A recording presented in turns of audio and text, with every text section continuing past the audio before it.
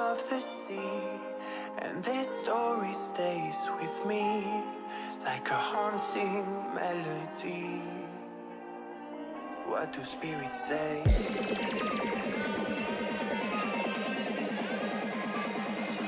What do spirits say in a darker day? What do spirits say?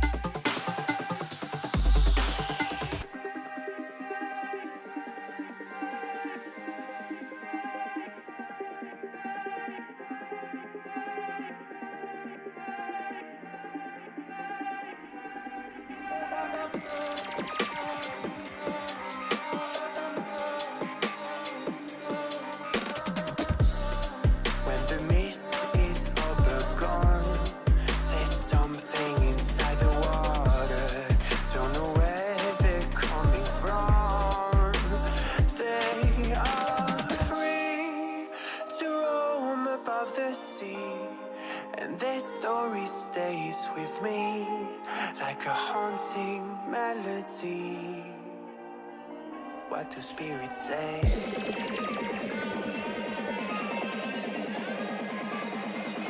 What do spirits say in a darker day? What do spirits say?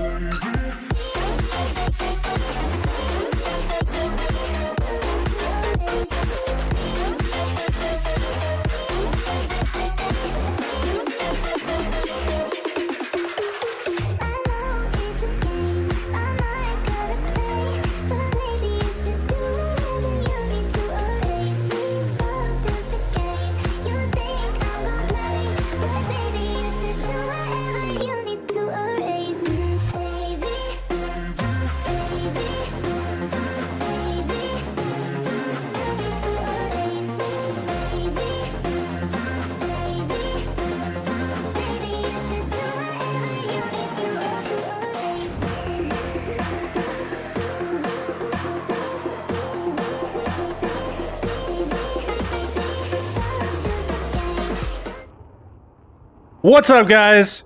Architect here. Happy Spooktober or whatever the hell day it is. I can't even remember. I think it's a Saturday or something. Something like that. Oh, yeah. Wait, it's the 17th.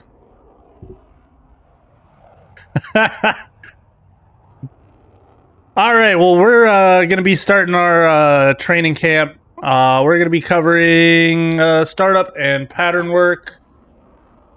I guess I should add that in the title.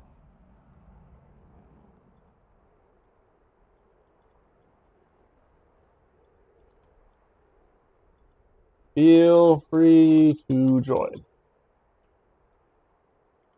Okay, we'll see if we can get some more people in here. I'm gonna throw another thing on Discord. See if we can get some people. Feel free to join. Come fry praying.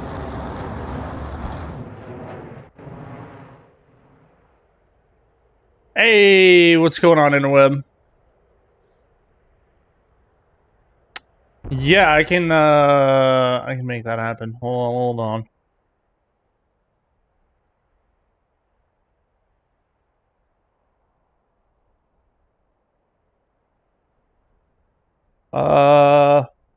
I need to create a role for it, I think. I'll take care of that today. What's going on, Jay Kramer? All right. So, anybody here, feel free to join us. We are going to be covering some stuff. I'm going to be re-uploading this stream to the YouTubes. For everybody who couldn't make it. And we're going to cover all of the fun stuff in startup. Oh yeah, I was going to see if I can adjust controls. See if I can fix my zoom. Put it on something else real quick. That might be useful.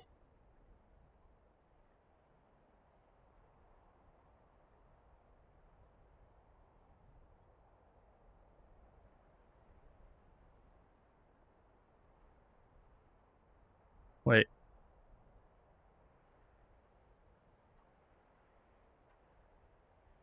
Okay, apparently y-axis doesn't work, but X will. Alright.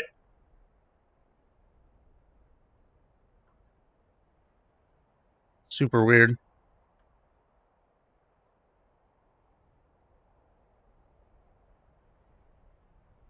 Alright. So, how you guys doing? You guys doing good?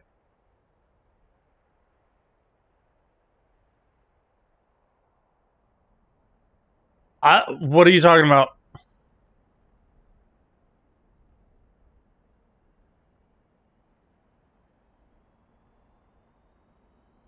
Oh, I can't spell fly plane, apparently.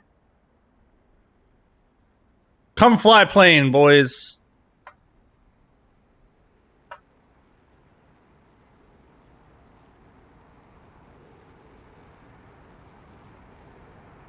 Oh, yeah.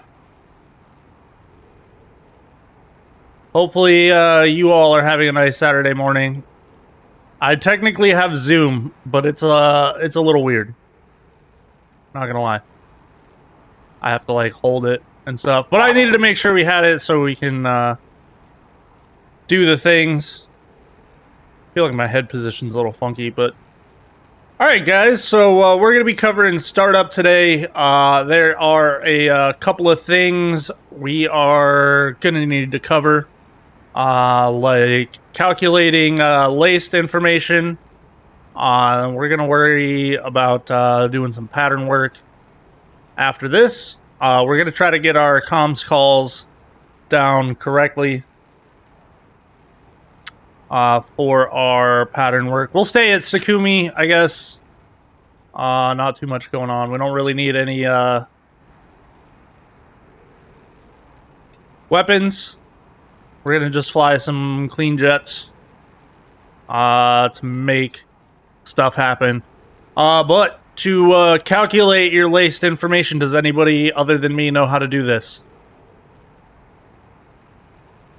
So the laced information is like your wind information for the CDU that you can input, and what that will do is help calculate release points for bomb drops and stuff.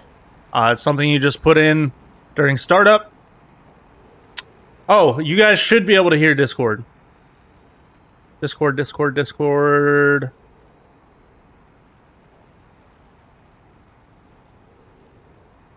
Wait.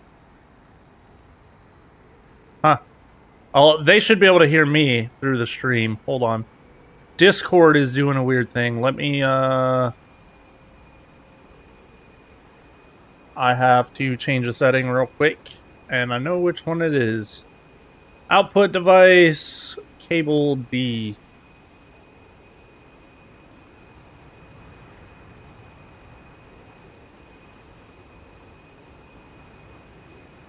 My handwriting's atrocious.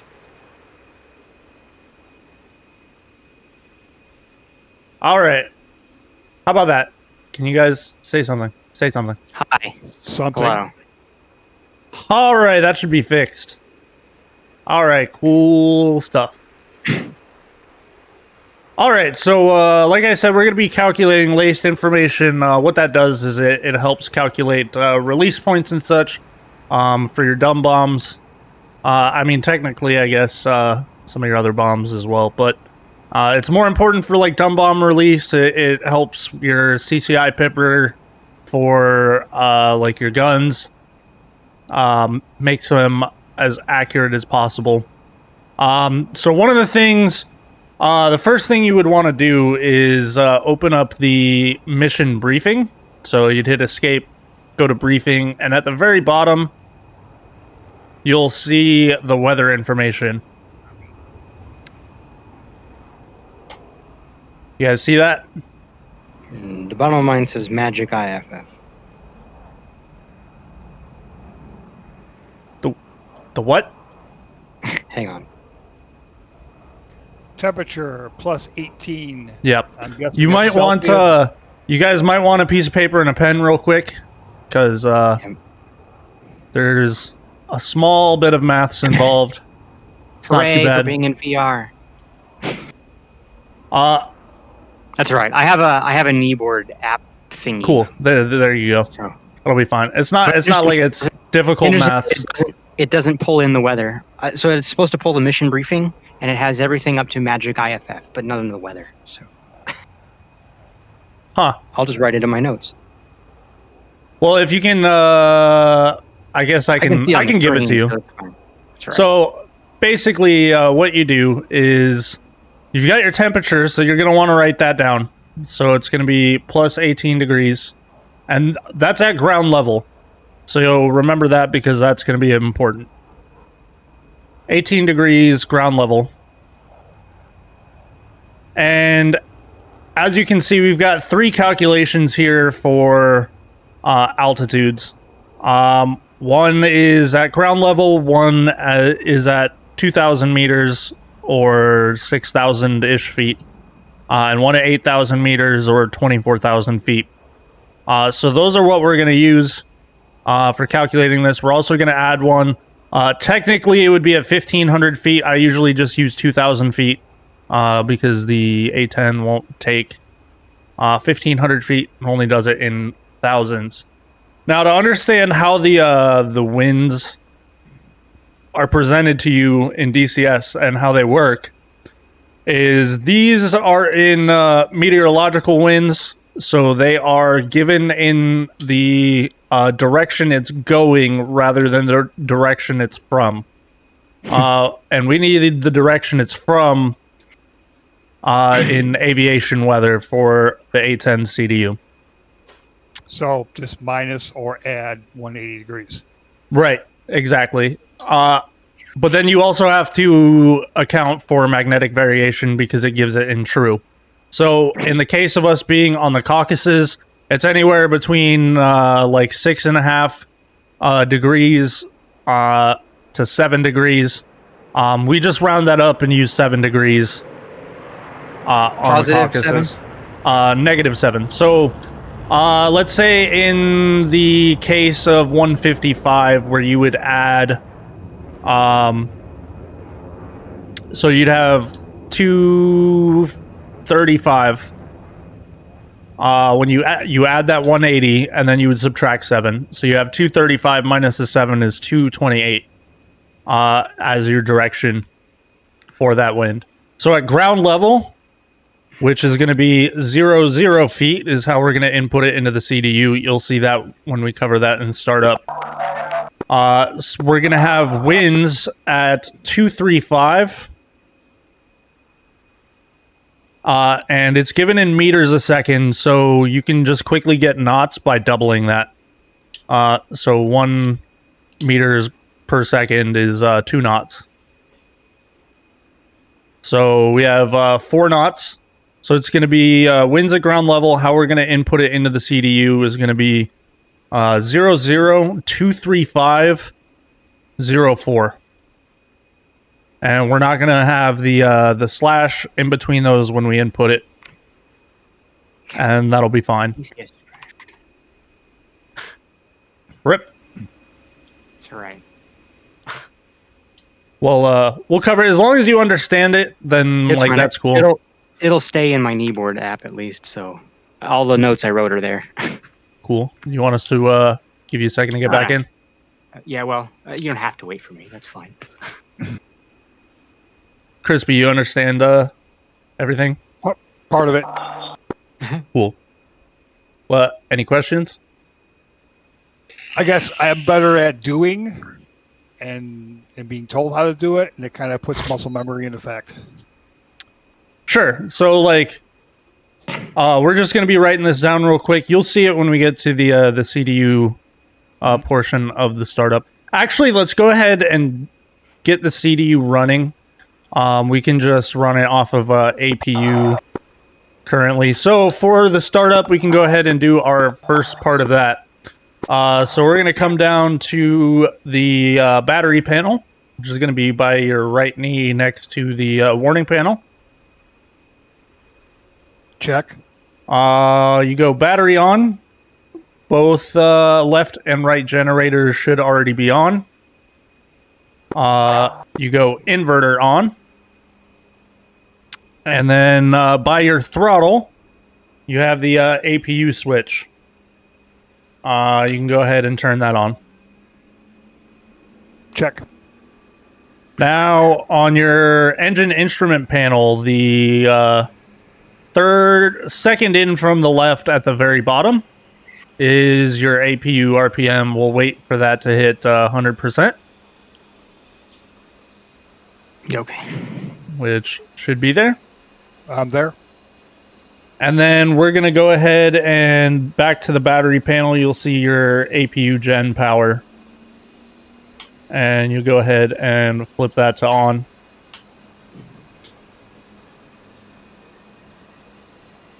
Which one do I have that set to? Okay. Oh, I forgot to set.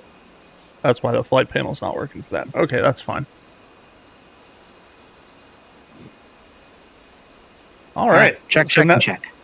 Now that the APU is up and supplying power, you can come down to your CDU, and you'll see your CDU and EGI switches just below the keyboard.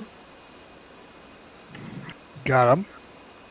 You go ahead and flip those on, and give it a couple of seconds, and you'll start to see the CDU startup bit should come on.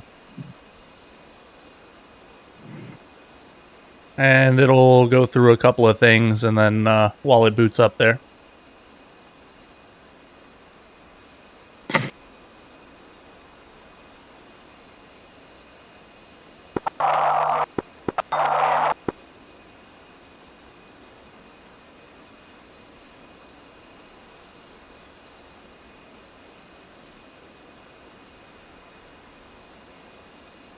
This is a terrible axis for Zoom.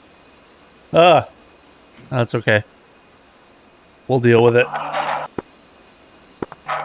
All right, now you should see the align page is the first one to pop up. I got the IFFCC not ready. Yep, that's because it's not turned on. That's going to be on your armament panel, which we don't need to turn that on yet. That's fine. Normally, we won't turn that on until after one of the engines.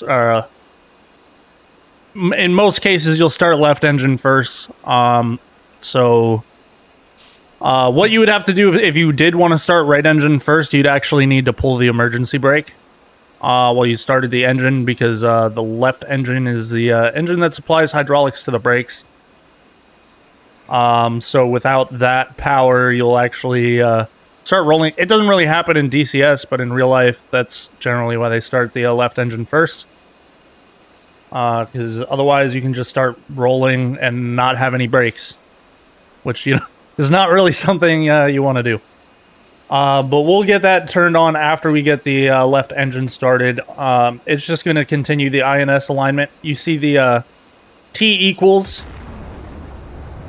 Somebody just sonic boomed us. But you see the T equals on the left-hand side. Yeah, I got 1.6 and then 6.4. So once that hits 4.0, 0.8 is when you have full alignment. Just if you need to check that. But what we're going to do is you see the line of buttons underneath the CDU. The first one on the left, it says SYS for systems. Yep. We're going to go ahead and click on that. So I can show you where we're going to be entering this info. Now that you're back in, we'll have to go and recalculate the, or not recalculate, but calculate the other altitudes here. So at the top right OSB, do you see LASTE? Oh, yep. You're going to go ahead and click on that. And then at the bottom right OSB, do you see where it says wind? Yes. All right, you're going to go ahead and click on wind. Now, remember those altitudes that I said we were going to be using. So 0 for ground, 0.2 at 2,000 feet, 0.6, and then 2.4. Which, let's go finish getting those calculations. We'll go back to the briefing here. So at 2,000 meters, which is 6,000 feet. Here's the thing also to remember. At 2,000 feet, basically what happens at 1,500 feet for the winds in DCS, we're just going to use 2,000 feet because that's how the A-10 handles it. The winds are the same direction at ground level, but doubled. And that's how DCS handles the winds. So at 2,000 feet, it's going to be 235 at 8 knots instead of at 4. I'm sorry, it shouldn't even be 235. It should be 228 was what I said that was. Right, yeah. For magnetic variation. I just noticed that. So 228 at 4 at ground level, 228 at 8 at 2,000 feet. And then we do the same thing at 2,000 meters, which is going to be the 6,000 feet. Crispy, you want to tell me what the 203 at 8 meters per second is going to be for our calculations?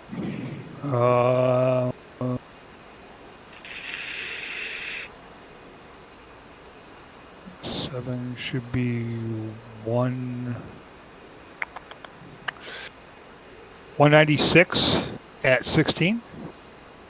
Remember, you have to do the 180 reciprocal. Oh. So if it's 203 minus 180 and then minus 7. Yep. Okay. So that would give us 016, right? Yep. So the winds are going to be 016, and 8 meters per second is how many knots? 16. Perfect. So at 6,000 feet, we're going to have winds at 016 for 16 knots. And then Colonial Air Force, Commissar, yeah. You want to do... Can you see the one? So I was going to have you do this one. Didn't we just do all 3? Nope, there a 4th? We have one more. There's 4. Oh, okay. Because there's 3 in the briefing, but you have to add the 2,000 foot one yourself, which is why you have the briefing is 2,000, isn't it? Hang on, let me look at the briefing. It's 2,000 meters. Yeah. Which is 6,000 feet. Gotcha. So now we need the 8,000 meters, which is going to be 24,000 feet. Yep. So that's... Hang on. 20. That's 16 at 16, right? It's the same as... Did I do that right? So look at it's the going to weather be again. 2008, it's 2003. Oh, the 8,000 meters is what you want me Yeah. to do, right? The 210. right. So 30 minus 7 is 23. So 18 and 23, or 23 at 18. However you want to Yep. put that. Yeah, Yep. 023 at 18. All right, and then so here's the thing about the temperature. This is where temperature is going to come into play. At ground level, it's 18 degrees Celsius. The A-10 does take it in Celsius, so that's fine. We don't have to do any conversions there. But what does happen is air temperature drops 2 degrees per 1,000 feet. That's 2 degrees Celsius, right? Yes, 2 degrees Celsius per 1,000 feet. So what happens with, we have 18 degrees at ground level, so now we have to calculate the temperature at 2,000 feet, which is just going to be 18 minus 4. So we have 14. Don't die on me now, Pen. So doing the same thing, what would... at 6,000 feet, what would the 6,000 feet, what would the temperature be? 6. Yep. So we're gonna have a temperature of 6 degrees Celsius. Oh my God, pen, please. 6 degrees Celsius. Oh my God, this pen is like legit dying on me. That is no good. We're gonna have 6 degrees Celsius at 6,000 feet, and what's it gonna be at 24,000 feet? So basically what I do for this one is, because we know it's going to be negative, what I just do is I take 24, double it, so we have 48, and then minus the 18. Yep, minus 30. So we have minus 30 at 24,000 feet. Yep. All right, now, cool. That is all of our laced information that we need from the briefing. That is probably going to be the hardest part of all of what we're doing today. Indeed. All right, so now back to the CDU. You see it's on the wind page. There's a couple of important things. You should see altitude and then a couple of empty brackets on the left-hand side. Yeah. All I see, you're talking about on the CDU itself? Yes. I'm in the system, and all I see is the IIFFCC not ready. Okay, so under system, at the top right OSB, do you see LASTE? My OSB's not turned on. No. The OSBs are the buttons left and right of the CDU, the little arrow buttons. Okay, yep. So the top right OSB, do you see where it says LASTE? Yep, got it. So you click there, and then the bottom right one, you'll see it says wind. Yep. There. If you're... Make sure you go into your settings to get full screen, and make sure it's set to run in full screen and not windowed. What do you mean? I was talking to Twitch chat. Oh. Sorry. All right, now do you see on the left-hand side, you see altitude, wind, temp, and then you'll see a bunch of open brackets on the left-hand side. Sir, yes, sir. And then you see wind edit on the right side. That's going to be important here in a second. Yep. So if you look below the number keypad, you'll see a rocker that says PG, and it's got up and down arrows. Sure. It's below your 0. Yeah, no, right I under the see left it. side. Text isn't Basically, always perfect in VR. So okay, yeah. So basically, you can scroll down through pages of that, basically, and have different altitude brackets. You can technically put in as many of those as you need. We always just generally use a 4, is how I do it. So what we're going to do is we first need to input the altitude blocks that we're going to be setting this for before we can actually edit the wind. So it doesn't really matter what order you put them in. It will, the CDU will automatically reorder them. I just put them in order because it's easier. So this is done in 2 digits, which is why I said, 00, 02, 06, and 24 for our altitudes. So first we're going to put in 00, and then we're going to hit that OSB on the left next to that first one. And you should Second OSB see... down the left, right? Yep. Okay. And now under altitude wind temp, you should see alt 00 wind asterisk, asterisk, asterisk, slash, asterisk, and then 3 asterisks under temp. So that's got our altitude block set. So now we're just going to go down the line. We're going to go 02 and do the OSB underneath that.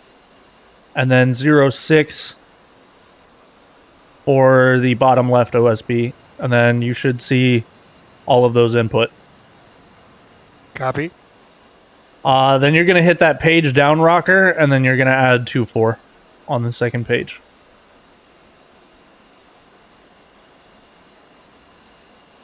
And you should be able to scroll back and forth through the pages and see that both of them, all 4 of those are input. Yep.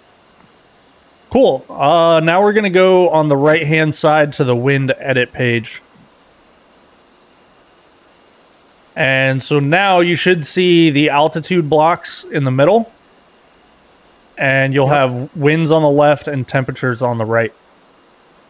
So we're going to start with ground, which is going to be the 00. It doesn't really matter if you do winds first or temps first. Usually, if I'm just calculating it on the fly, I'll go both pages of winds first and then temps. But since we have everything already written down, we'll just do both of them at the same time. So our ground level is going to be 22804. You're going to put that in no slashes, no spaces, nothing. So just 22804. And then you're going to hit that OSB next to the the ground level one, and you should see those asterisks fill in. Cool. And then on the right hand side, we're going to go ahead and punch 18. And then do the temp for that altitude block, and it should say plus 18. Yep. Cool. So now we do the next one at 2,000 feet, which is going to be 228 at 16. No, sorry, at 8. 228. 08. 08. Sorry, I was trying to find the backspace button there. All right, and then we've got 14 degrees there. So we'll hit 14, punch that in the temp. And then we'll do 6,000 feet, which is going to be 016 at 16. And we calculated that to be 6 degrees. So we'll hit 06, and we have plus 06. Somebody just explodey. Right in front of you. Yep. Kamikaze. Divine Wind. There's been 4 team kills since we've been here. Brilliant. That's a lot. We haven't even gotten airborne yet. Good Lord. Yeah, we're next. All right. So now that we've got that whole page filled in with a 3, we'll hit that page down button again, and we'll see our last entry that we need to put in there. And that is for the 24,000 feet, which we calculated to be 023 at 18.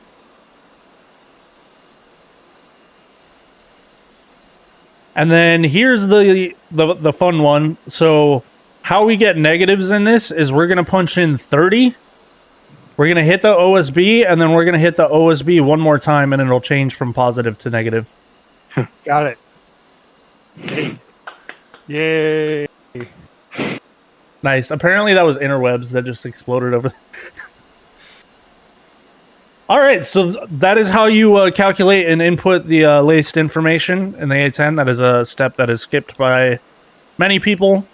It's not generally it's a huge deal when you're using nothing but precision guided munitions, but it does make your cannon a little bit more accurate. It makes your dumb bomb drops more accurate as well.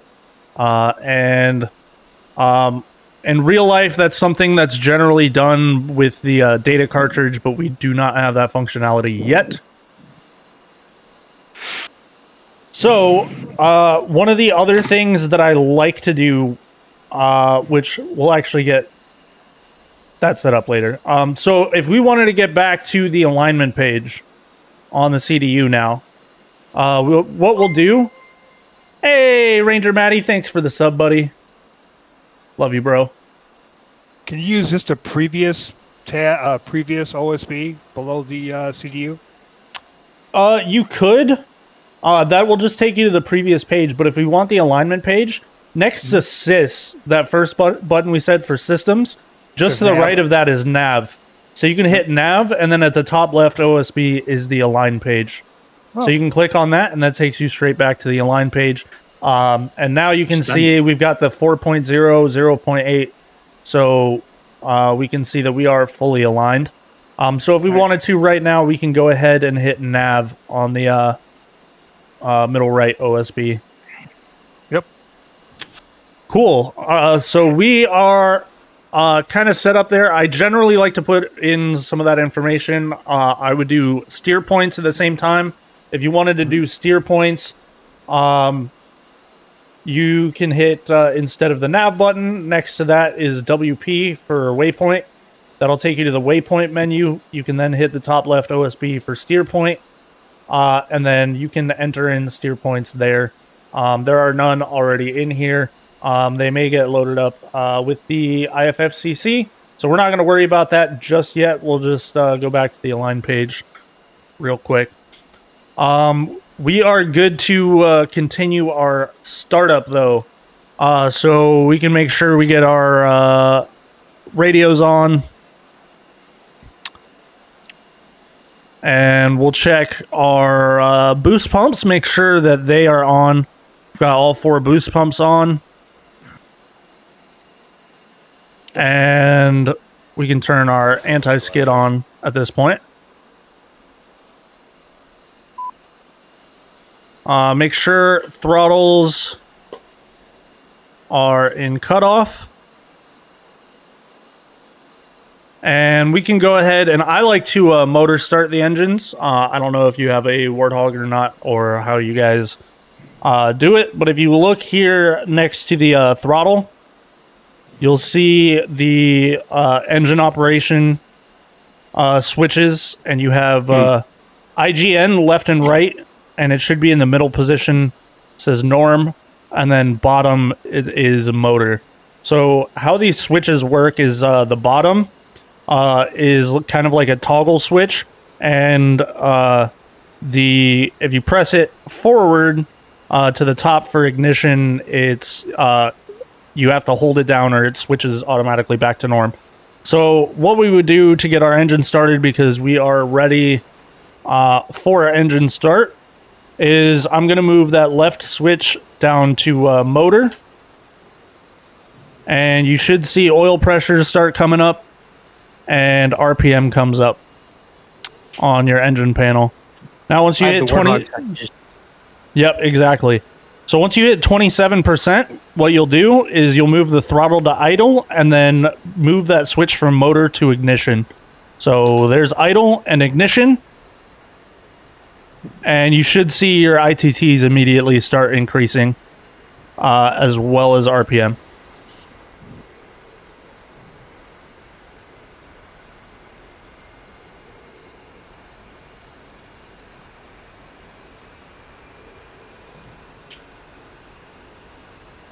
And once it reaches like 55%, I think the generators come on.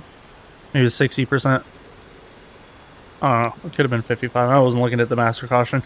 So you'll see that once that engine is up, you have your master caution light flashing. And if you look down at your warning panel, your APU gen light should be flashing. You see that? Hang on. Yeah, I see it.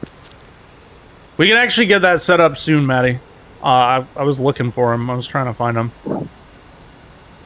If you're interested, if not, I'm gonna sell them because they're going for. The switch should be in motor. Right,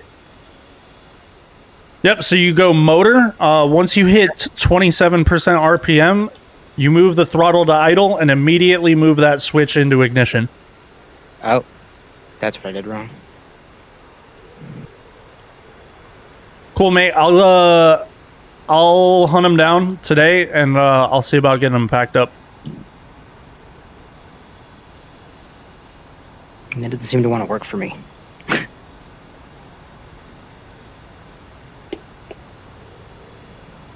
So, what exactly is happening when? Well, so it goes to 27. I put it into idle, hit the switch, and then I get nothing. Because you kind of want to do it like immediately. As soon as you move it into idle, you go ignition. You said you have a Warthog, right? I do, but that switch is for auto start at the moment. I remapped it. Okay. I don't usually use, but as I'm learning it, what I used to do is just I put it from idle from off to idle, and it would start up before. So you can do that. It will still work that way. Most A-10 pilots don't start it that way, but it will start if you just do it that way. So if you want to do it that way for now, that's totally fine. Okay. And then let me know when it's started up. You'll see that the master caution light's on, and your APU gen light is flashing.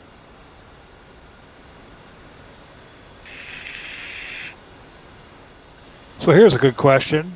Do you need the APU on to start the right engine? Yes. Technically, no. You can get bleed air from the left engine, I believe, to start it up. I never do it that way. I just leave the APU on. But you can, if I remember correctly, do it. That might help. Is that But the I believe it- crossfeed? Oh, that's crossfeed for fuel. No, yeah, that's for fuel. I do believe it should be one of the bleed air switches, I think, is how you would set that up. And then what you would do is you'd actually run up one of the engines to get that bleed air. I'll actually have to look into that, though, because I never do it that way, so I don't even remember what it says in the manual. That took a long time. Okay. All right. So once that left engine is started, you've got the master caution, you've got the APU gen light flashing. What you can do is you can just turn off that APU generator. The left engine will now be supplying electrical power to the jet. So normally what I like to do after the left engine is started is down on the armament panel underneath your master arm, you'll see CICU, JTRS, and IFFCC. You're going to want to move CICU and JTRS into the on position and the IFCC into test. Check. Yep, check. Now, if you look at your HUD, you should see where it says engage pre-flight bit. We're just going to leave that for the time being. But you can go ahead and get your MFDs turned on at this point. And since we're not really worried about putting in waypoints or weapons, anything like that, we can actually go ahead and start the right engine now. You'll see that the engine start cycle light is no longer on because our left engine has been started up for a moment. So also I should get my lights on. We probably could have got the lights on with the APU on. I did, but that's because I'm used to just turning the lights on first. Yep. There you go. From my sim days. Yeah, it's a good habit to get into. But we'll go ahead and we'll crank the right engine. We're going to do the same thing. So we're looking, oil pressure's coming up. We've got RPM movement, 27, throttle idle, ignition. You can see by the ITT jump that we have a good light, and then RPM continues to increase. Now, if we look back at our CDU, we'll see that the IFCC not ready light indicator is now gone. Son of a bitch. Wow, that straight crashed your desktop on me. Ooh, rip. I just saw you disappear. I don't even know where Crispy is. Where is Crispy? Is he way over there? Yeah, that's me. I am at your 10 o'clock. Hello! Yeah. Alright, we'll give him a second to get back in here. Yeah. I'm just going to close my canopy. It's getting kind of noisy. True. Interweb keeps bombing me or something. You can go ahead and get I'm gonna that skip the closed. latest stuff on my startup. I mean, we're not bombing anything, so. Yeah, you'll be fine. I just wanted to make sure you guys knew how to do it, No, so it's- you can. Yeah, it's good to know, but after the second crash, I feel like I'm just gonna skip it and start starting. Not to worry. I guess I can cover a few things with Crispy while we wait. Sure, I should be in just a second. We already hit the nav button on the align page, so you have the asterisk next to nav, correct? Correct. Cool. So basically that's set.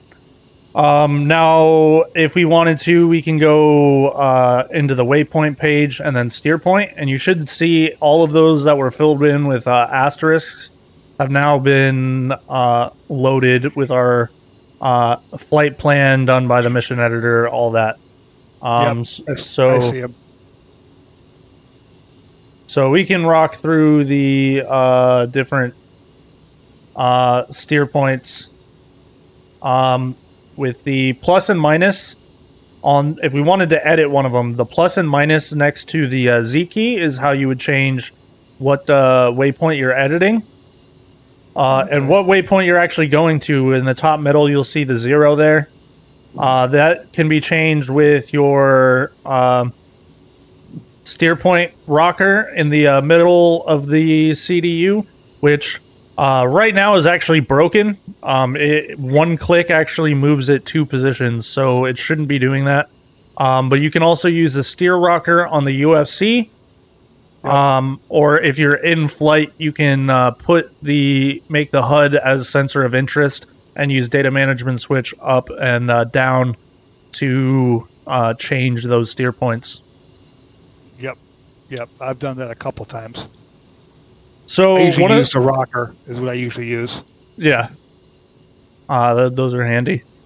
But one of the things that I like to do, a lot of people aren't aware of this, is that you can get bullseye in the top right of the HUD. And so in order to do that, what we'll do is we'll go back to the waypoint page. So we'll hit WP. Yep. And then do you see anchor point? I do see anchor point. So we're going to hit anchor point, and then the bottom left OSB. Do you see where it says HUD off? Yep. Click that, and now it'll be HUD on. So shut the front door. So now, when we turn on the HUD after doing our pre-flight bit, you'll notice in the top right corner of the HUD it'll say bullseye, and then your current bullseye location. Nice. Oh, another team kill. How are these people doing this? Well, with an R27ER on an A-10C. She said, sorry, it's now that this is up, it's under waypoint. Oh, and then you just click anchor. Yep, you hit waypoint, then anchor point, and then you'll see at the bottom left OSB, your anchor point should say bullseye, and then at the bottom, yep. Nice. Cool. So we'll see that'll come into play later. That's just one of the things that I like to do. I like to set that up. Obviously, you don't have to, but it greatly helps with situational awareness. Especially if you're calling for CAP or something online, you can give a really quick and easy reference point to friendly fighters so they know where you are, because they'll be working off of bullseye. Obviously, we can go ahead and next to our CDU, we can test our oxygen levels. You just hold the oxygen indicator test. That bug is still in there, which is hilarious. That's been in there for like 10 years. Where no, it's supposed to go down to 0. You'll get a warning when it hits 0, and then it should go back up when you let go of the button.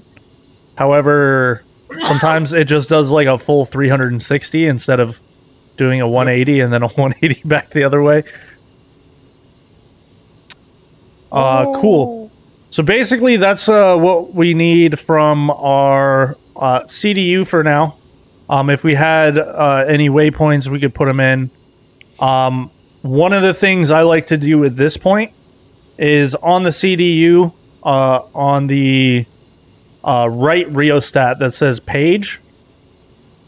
You see that one? Page. Underneath the keyboard on the CDU.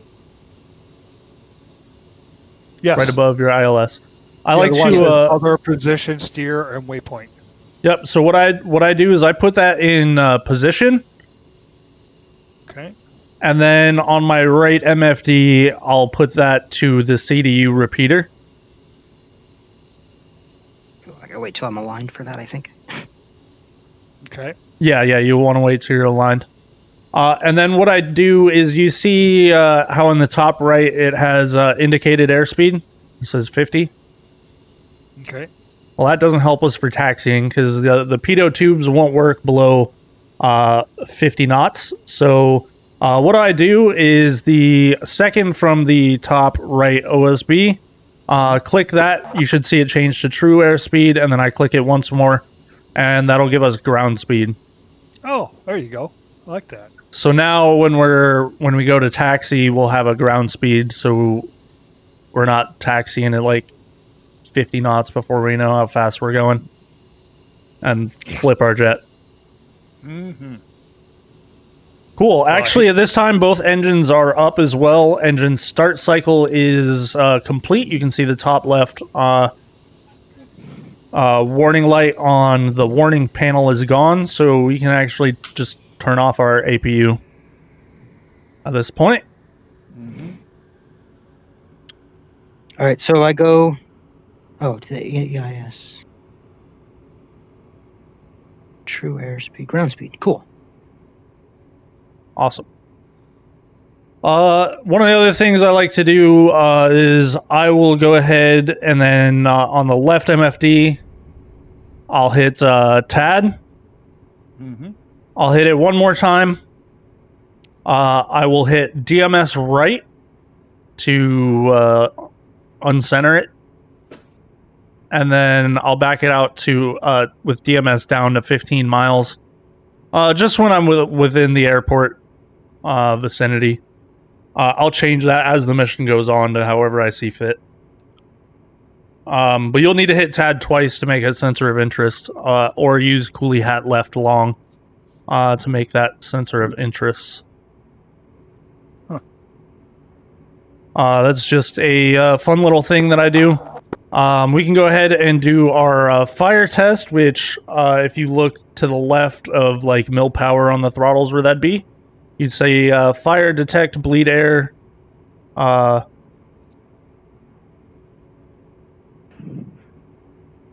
detect bleed air leak test. See that button? Next to your boost pumps above your SAS. Yeah, I'm trying to see it around my throttle, so. You should see that. You can just click on it and hold it.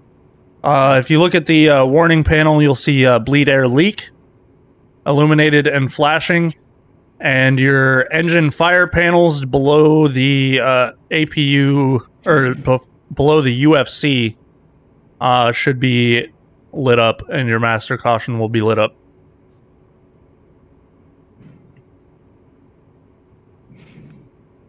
So, you see all that?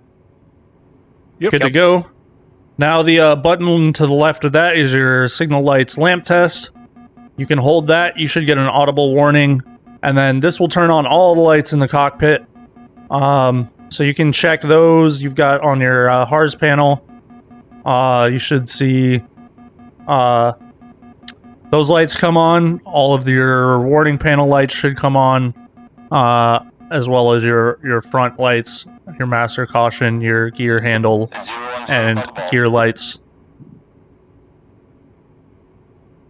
And that's set. So generally at some point, this is kind of a whenever you get around to it kind of thing. Before takeoff, I'll go ahead and turn on my transponder, which is just to the left of the throttle. You'll see over here, there are two switches we need to enable. You have a master switch, which I set to norm. And then your mode 4 switch, IFF, at the bottom left of that same panel. Just flip that to on.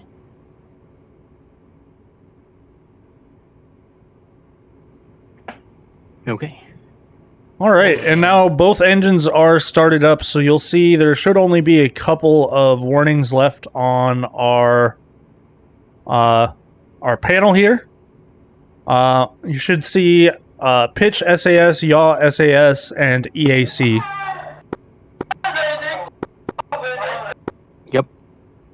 So what we can do is the first one, we need to make sure this is enabled, or the EAC will not enable, which is the enhanced attitude control. I think that's what the enhanced attitude control is, what that is.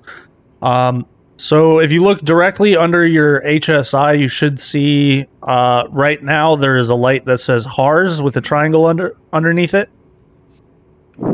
There is one to the right of that that says EGI or EGI. You'll want to click on that one, and you should have the double triangle there. And then directly underneath those signal lights test switches, you should see yaw SAS and pitch SAS channels left and right on both of those. Yep. You can flip all of those on.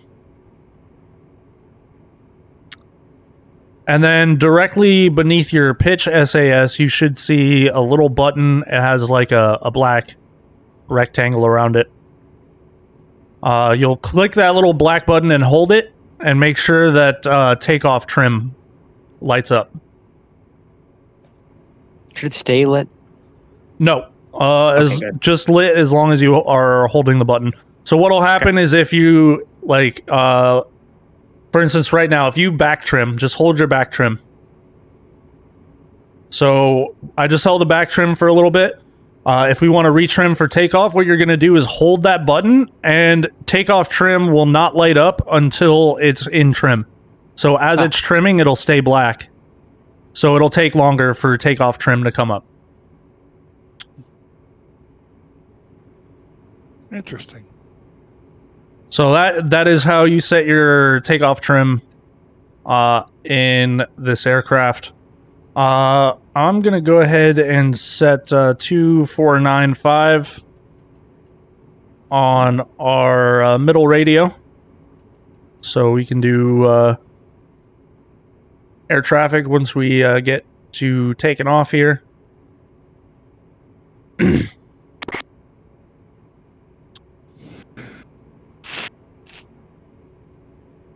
And what we can do now, we only have one thing left to do. Well, two things, I guess. So underneath your throttle, if you have a Warthog, you will have this switch on the Warthog. And we're going to enable the EAC switch, which is going to be to the left of your radar altimeter switch, directly beneath your left throttle. And so I'm just going to hit that switch on my Warthog. We should see EAC distinguish. Extinguish. I don't know why I said distinguish.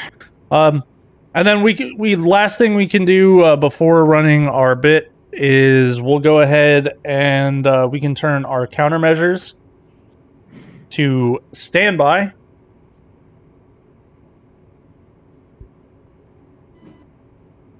And then we're gonna left click missile warning system, left click jammer, right click RWR, and left click dispenser. And that will run the self-test on our RWR. I'm going to go ahead and just mute my RWR because it's not going to be necessary for the flight.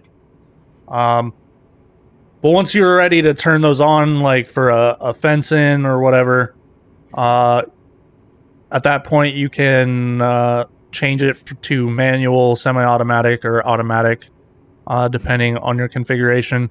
The other thing you'll want to do is your standby attitude indicator on the left side. You'll want to uncage that and set to level. We don't have any targeting pods, so we're going to leave that switch off.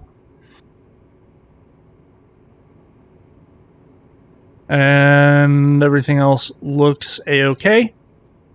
So what we're going to do, I've got a couple more cool things to show you, but we're going to go ahead and run this pre-flight bit. So we're just going to hit enter on the UFC.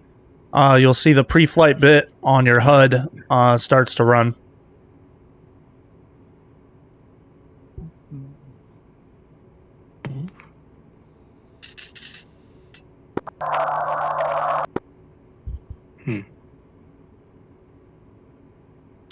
Should see it run through things, and then you'll at the very end you'll get the audio cues for like pull up and altitude and all that.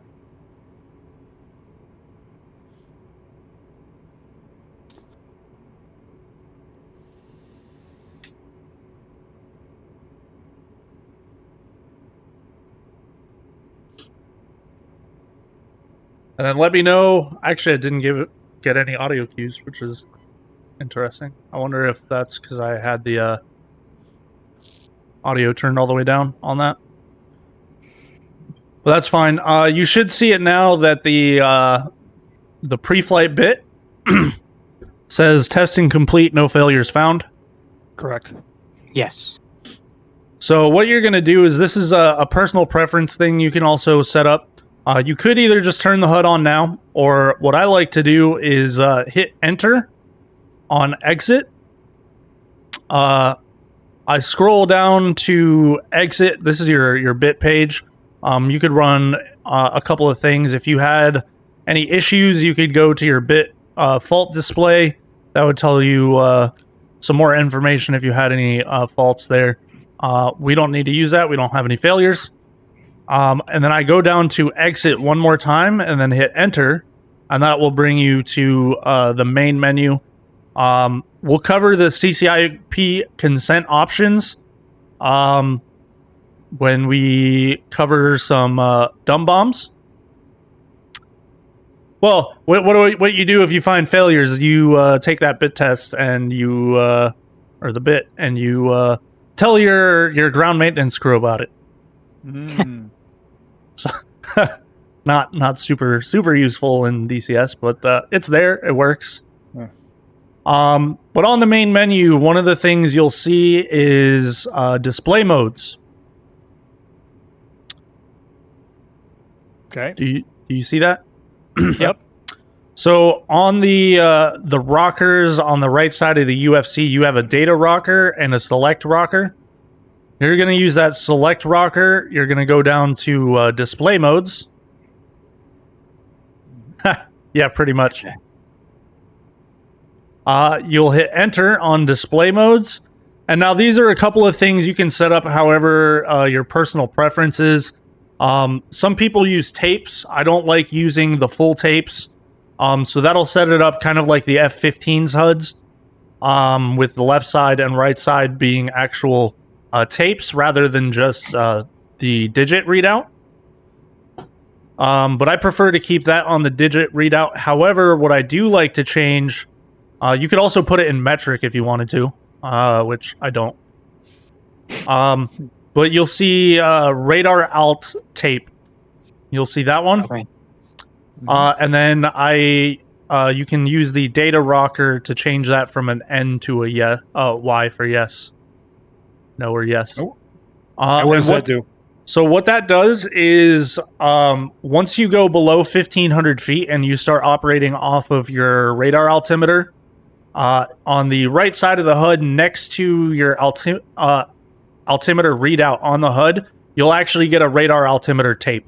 So you'll have a tape that has bars on it letting you know what your altitude is, and then you'll have another bar that will climb and descend depending on what your altitude is. You'll see that. We'll check that out when we get airborne. The other one that I like to do, if you scroll down 2 of them, you could also change your airspeed from indicated to true or whatever you wanted to set for that. I just leave it in indicated. But you'll see vertical velocity. Vertvel. I changed that to yes as well. What that will do is on the right side of your HUD, next to the attitude indicator, when you are in nav mode, you will have a vertical velocity indicator in your HUD. So once you've set those, you can go ahead and go down to exit and then turn your IFFCC on. It will kind of like to default to gun mode. So what I do is I will hit my master mode button, put it into nav. So now you'll be able to see a couple of things there once you're in nav mode. So at the top right of your HUD, you'll notice that we now have the bullseye up there. Just inside of that altitude indicator, you'll see it says 230 and then 1.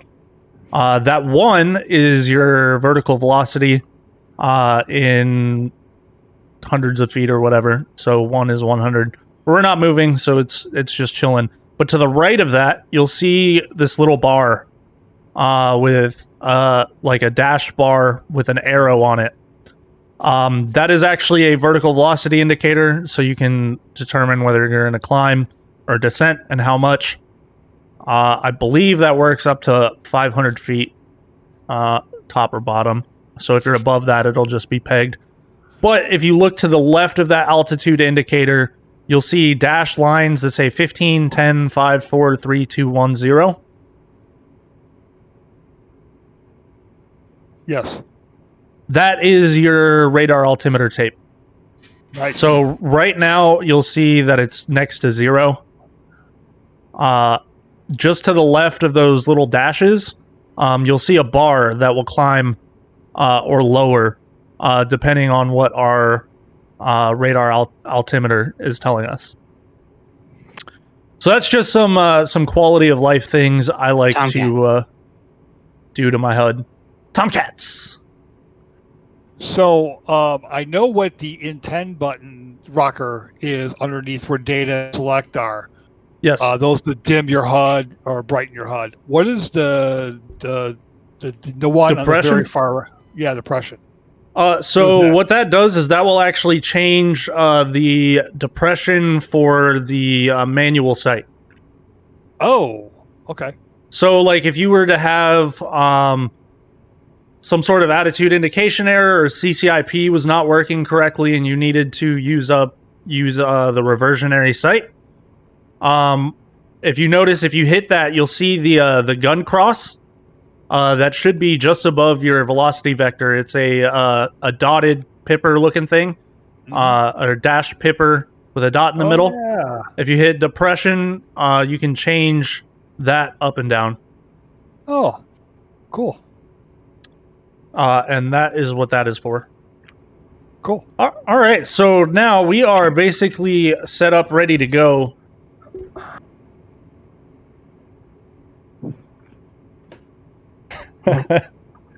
Rip. Just stop shooting down friendlies, dog. We're going to go ahead and do our flight control check. Right now, nose wheel steering is off. What I do for the flight control checks is I'll do aileron left full. I don't just waggle them back and forth. Actually, how it's stated in the manual, you're supposed to do them. There's a couple of things you do. So I'll go full left, make sure that that is come up to full deflection, check the right, make sure that that is down, and then I'll do full right, do the same thing, check back and forth. That's pretty normal.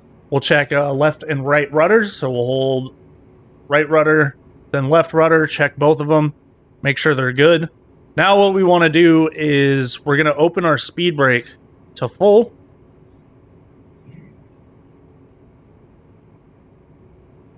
And now we're going to go full left deflection, full right deflection. And what we want to make sure is there's no binding or anything while the speed brake is deployed. So if those are working good, you can go ahead and close those up. And then what I do is I go ahead and check the flaps. So I'll move them to maneuver, make sure our flaps indicator says they're at maneuver.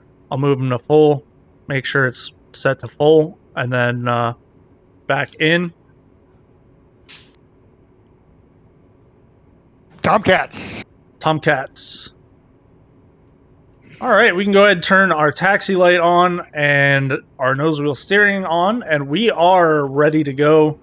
I'm just going to check out where at Sukumi we are.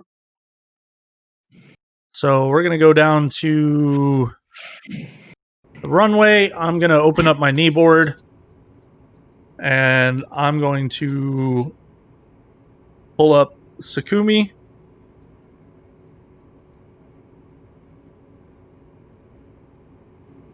And we'll look at the diagrams here. So we are at apron 3. And we need to go to runway 11. See, what were our winds? Our winds at ground level are 228. Yeah. So perfect. We need to go the other way. So we'll take apron 3 to runway 29er. And we're going to take November all the way down.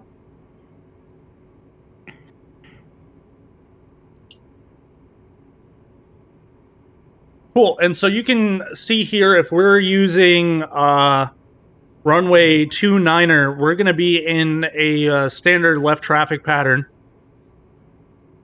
which is fine. Just to give you guys a quick look at the standard pattern here that we're going to be covering. We're going to take off into the upwind. We're not going to be doing a 45 or a straight out departure. We may go a little bit south and then practice some 45-degree entries at some point. But for just a little bit, what we're going to do is we're going to just run some touch and goes, keeping everybody separated in the pattern. Making sure we call our upwinds, our crosswinds, our downwinds, bases, and finals. So we all get our practice there. So our pattern altitude in the A-10, how the pattern altitudes generally are is if you're like a super light aircraft or a glider, it's 500 feet. If you're in like a general aviation aircraft, it's 1,000 feet. And if you're in a big beefy jet like ours, it's going to be 1,500 feet. One of the things we can actually do here, let's get our HSI set up. So that we have a runway heading here that we can deal with comfortably. So if you look at I don't need Tbilisi, I need Sukumi. If you look closely, it looks like it's actually perfectly 290 is going to be the degrees that we're going to be set. So if you look at your HSI, you can go ahead and set your course knob to 290.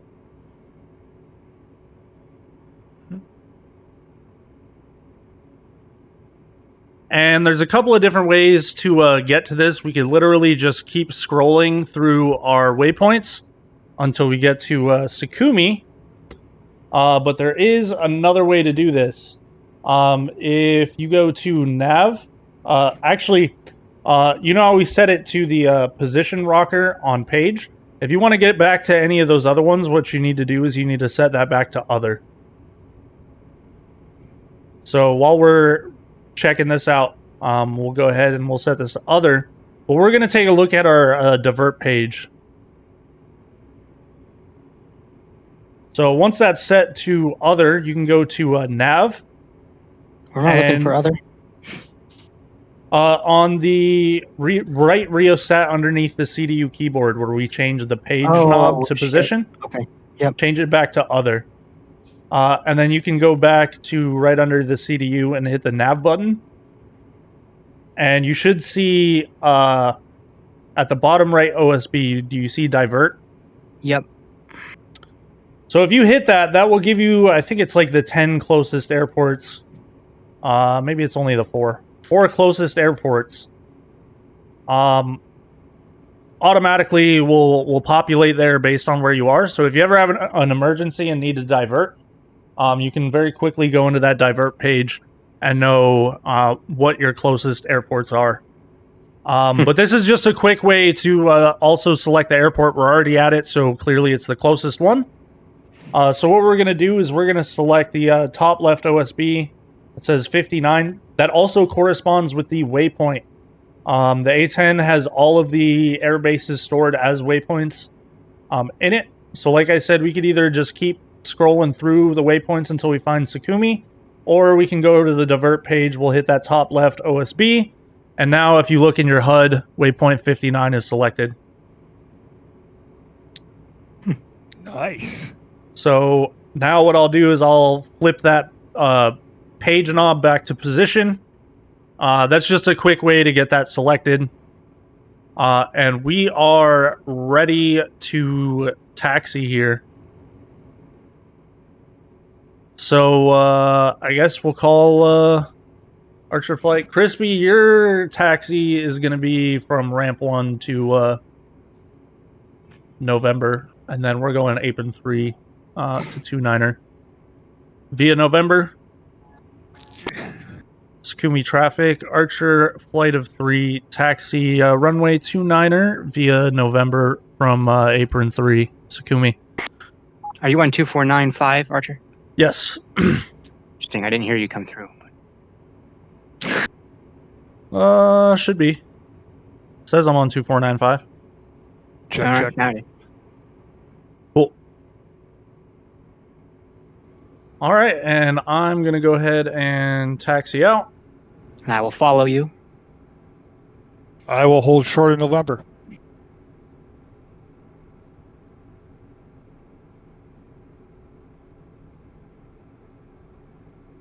As long as Interweb doesn't try to strafe me again.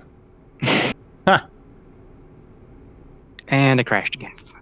All right. I'm going to have to reboot and do other things. Thanks for helping me with the startup, though, Archer.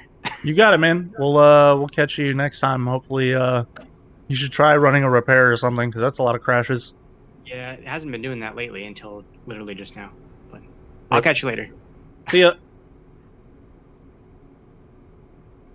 Yeah, man, the A-10, like, the CDU on this thing is really powerful.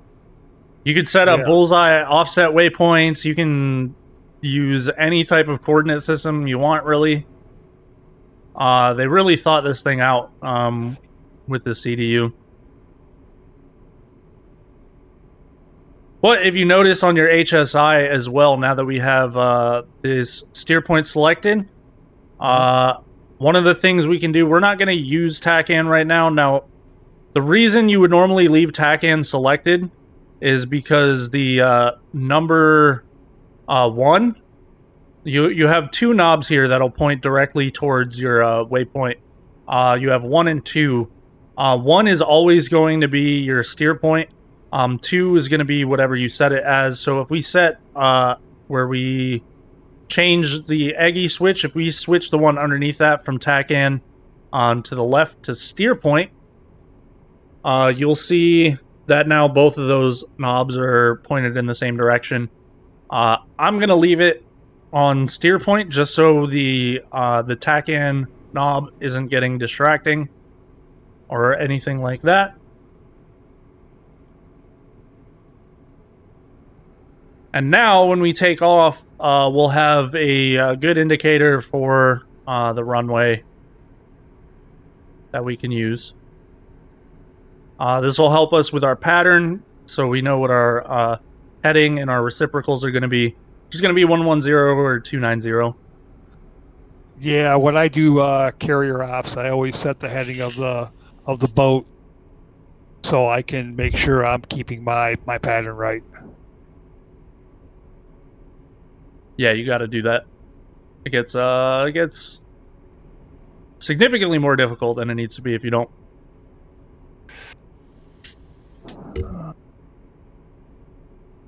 I have got to get my rudder fixed. What's wrong with your rudder? It's shaking like crazy. It won't stay aligned correctly. I can keep, calibrating it, and it'll still go off to the right. Rip. So yours is doing what my slider is doing. Yeah, My zoom slider. That sucks. I'm having to hold about 5 to 7 degrees of left rudder just to taxi straight. Rip. If I let go, the whole thing just kind of just darts off to the right. All right. Well, I'm holding short. And I'm gonna get my grip set here for takeoff. Sakumi traffic, Archer flight holding short of 29er.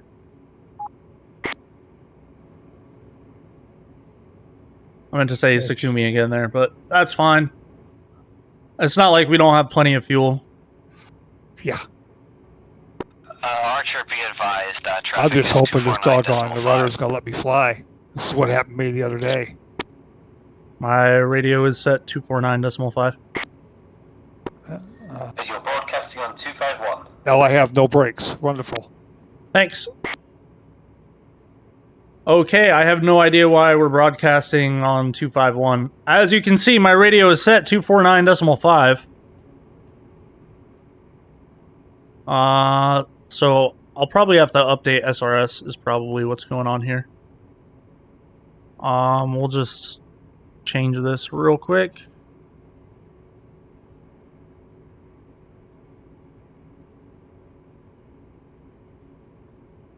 Yeah, I think I just lost my brakes. Wonderful. That almost was terrible. Well, are you stuck or can you move? Oh no, I'm actually trying to make sure my brake bindings are done correctly, and they're not. Yeah. The whole A-10C 2 thing. Which, by the way, while we're in it, we can turn on that beautiful helmet-mounted display. Yeah, I already did that. Yeah, my brakes were unselected. Actually, let me go back in and hook up a little more curve. Maybe that'll help. Cool. And then we can also set up net when you get back before we take off. 1 second. Holy smokes. Gotta increase the dead zone just a little bit more.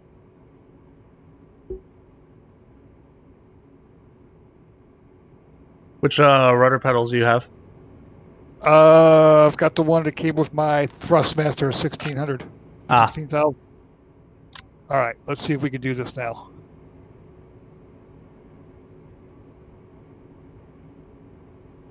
Hopefully they don't have it where planes are just stuck in the grass.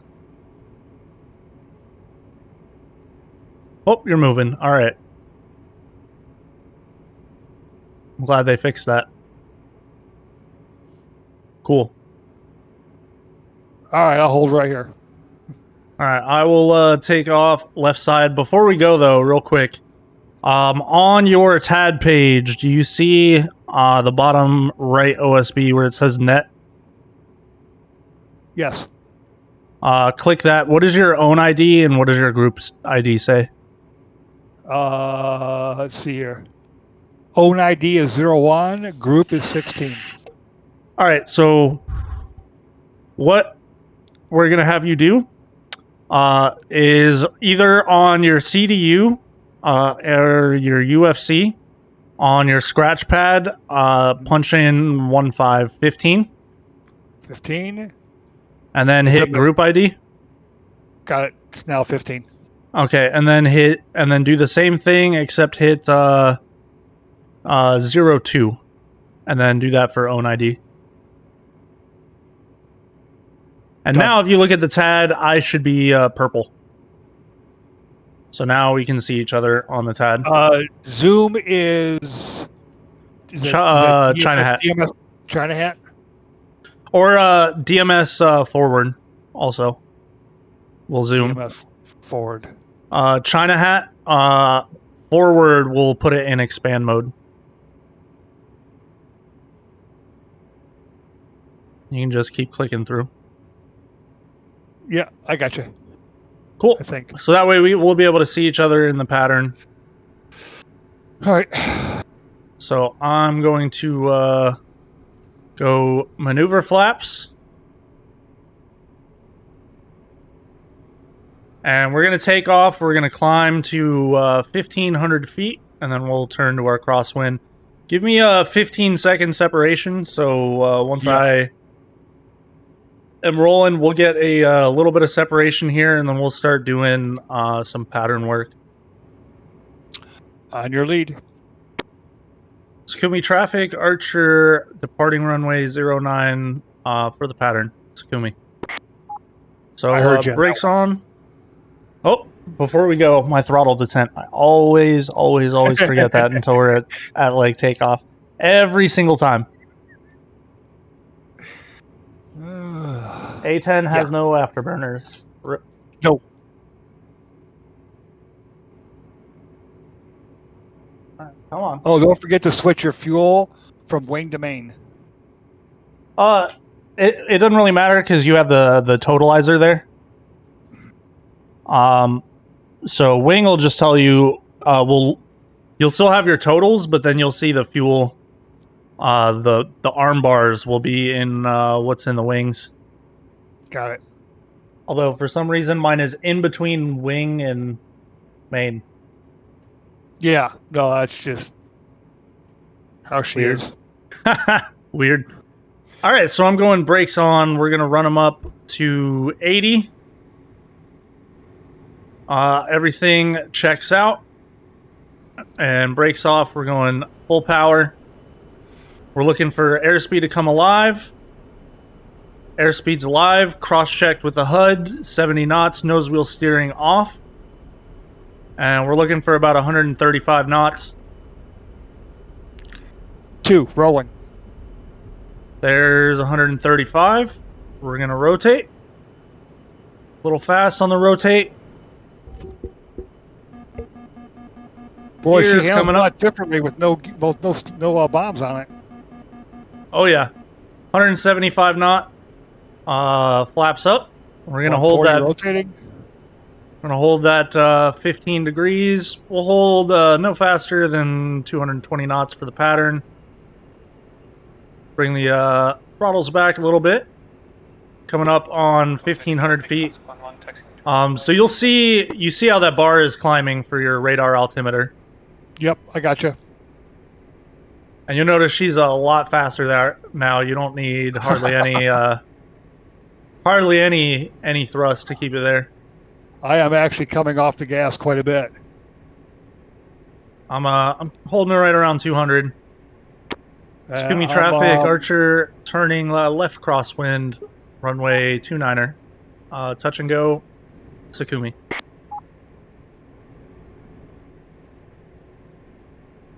So we're going to hold this until we are on the reciprocal, which is going to be 110. I'm just going to hold that 200 knots. And then we'll make our next call at midfield downwind. Make sure you should be doing these calls as well.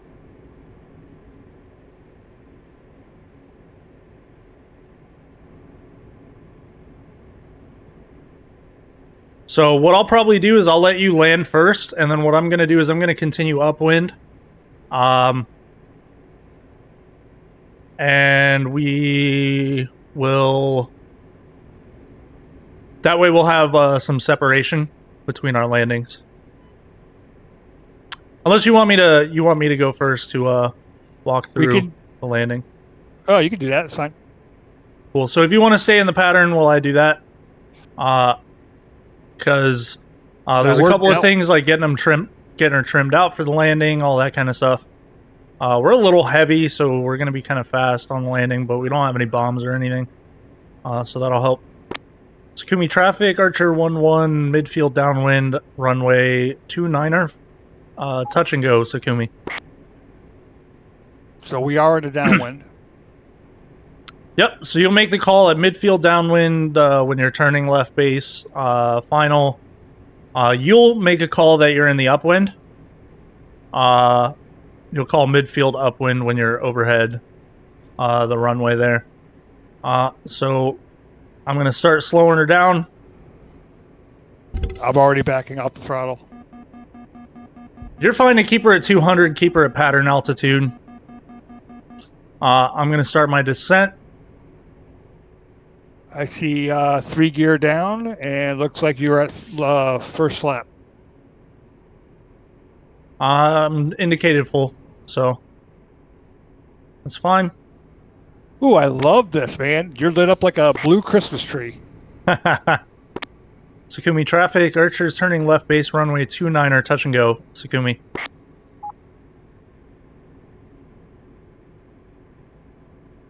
So we'll keep our turn coming in. What we're gonna do is we're gonna keep her at like a 3 degree on the velocity vector, about 500 feet per minute descent, and we're gonna keep slowing down and putting in back trim until we get our donut.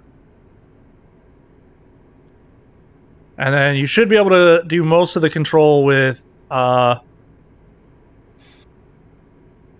throttle for rate of descent and distance, and then stick for roll.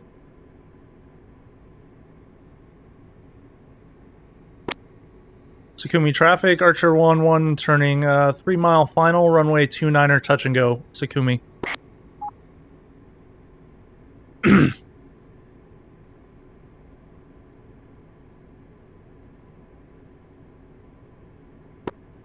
And we're going to kind of dogleg this. Going upwind. You want to say turning left upwind. So, Okay. you know, we're in the standard... now, normal traffic pattern, you could probably get away with it because normal traffic pattern is left hand. It's always left hand unless otherwise specified. But Yeah, just I tend to say left just so they know we're in a left-hand pattern. And I'm a little high, coming back down to 15. And right at 200. And we're rolling out right on runway center line.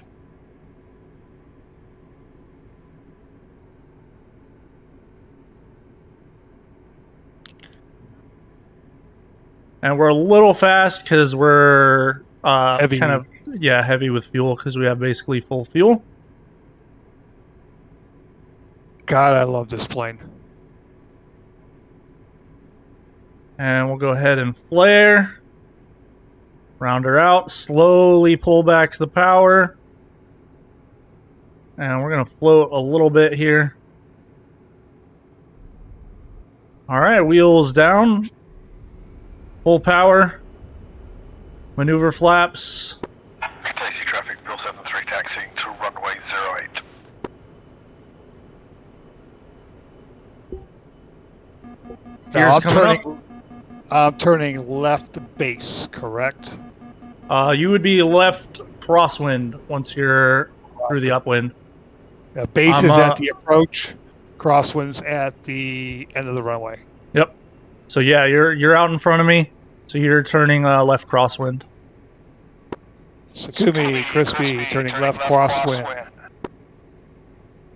And you'd say Sakumi. So like the correct call, because it's uncontrolled, is going to be Sakumi traffic, Crispy turning left crosswind. And then you can say either for the pattern, which really you only have to call if you're like on base. But you say Sakumi traffic, Crispy, left crosswind, Sakumi. Technically Sakumi traffic again, but a lot of people drop the second traffic. Sakumi traffic, Archer turning left crosswind, Sakumi. We should say left crosswind, runway 29er is what that would be. Ah. I knew something felt empty about how I said that. Hey, this is why we do this, man. This is all for learning. Let's see. I am coming close to my turn. And you just hold those 30-degree angle of bank turns, and it puts you at the right distance. Yep. Yep. Everything is doing pretty swell. We're a little high, actually. I'm at 1570. It doesn't have to be like perfect. You just, you want to be within plus or minus 100 feet. A little high, on about 1790. Now, when you enter when you enter the base, then you're going to want to drop down to what, about 600? So you would start from the perch at your 1,500 feet. So the perch is when you are 45 degrees past. So if you were to look left at the runway on your downwind, you would be 45 degrees past the threshold. So you should look like at your 7 or 8 o'clock. Yep. And that's where the threshold should be.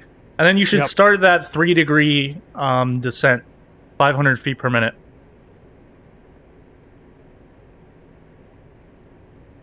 And we're holding this here. Tower, Crispy turning left base for runway 29er, Sakumi. And then you would want to call touch and go there, since we're doing touch and goes. Sakumi traffic, Archer's midfield, downwind, runway 29. Sakumi.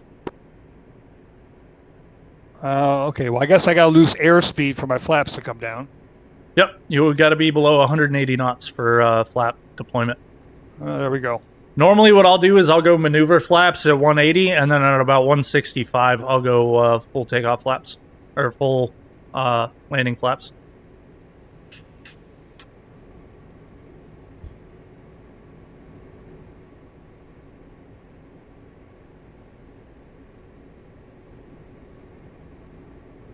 And what I'm going to do is I might have to, I'm going to come off in orbit here for a minute. I'm going to get my gear bound to something real quick because there's kind of an issue right now where I have to reach my keyboard to do my gear, and that's super not cool, trying to do all these touch and goes. So I'm going to climb above pattern altitude here. And then I'm just going to put myself in an orbit and get that set up.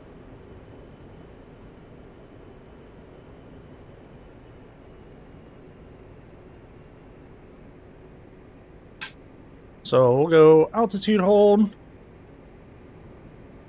and just boop that in there.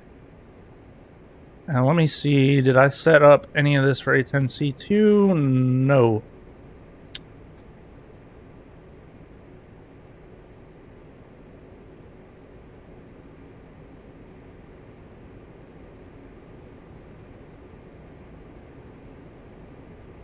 Great, this program does not even have the A-10C2 in there yet.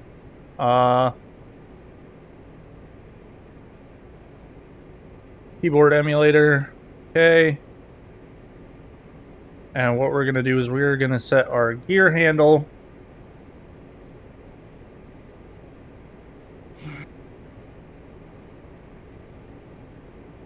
is literally just going to be G. Yeah. Yeah, this rudder's really giving me a handful. Casey traffic, Phil 73, rounding up runway 0. Yeah, I had issues with that rudder, which is why I had to get a new one. Yeah, I'm going to have to take it apart. I mean, it was where, like, mine wasn't doing what yours is doing. Like, the pots were still fine, but, okay, we're going to give this a test real quick. I'm going to slow her down a little bit. Suki traffic, Crispy, turning left, downwind for runway 29er, Sakumi. And we're going back up again. Boy, I really got to put a lot of trim into it. Left hand's getting all so it's tired. Working. Trying to keep that rudder held is a pain when I'm flying slow. Well, you can use the rudder trim in the aircraft. Yeah, I would like to reach down. Oops, went a little too far. Also, one thing I forgot to cover on landing is you want to use 40% speed brake. Well, I forgot to pull it out. To be quite honest, because I wasn't carrying stuff.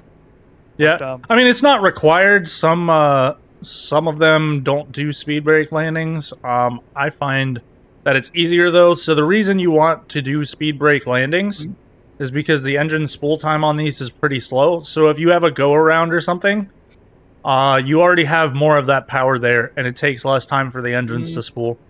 that makes sense. And you can simply dump out the air brakes and not use them faster than the engines can spool up.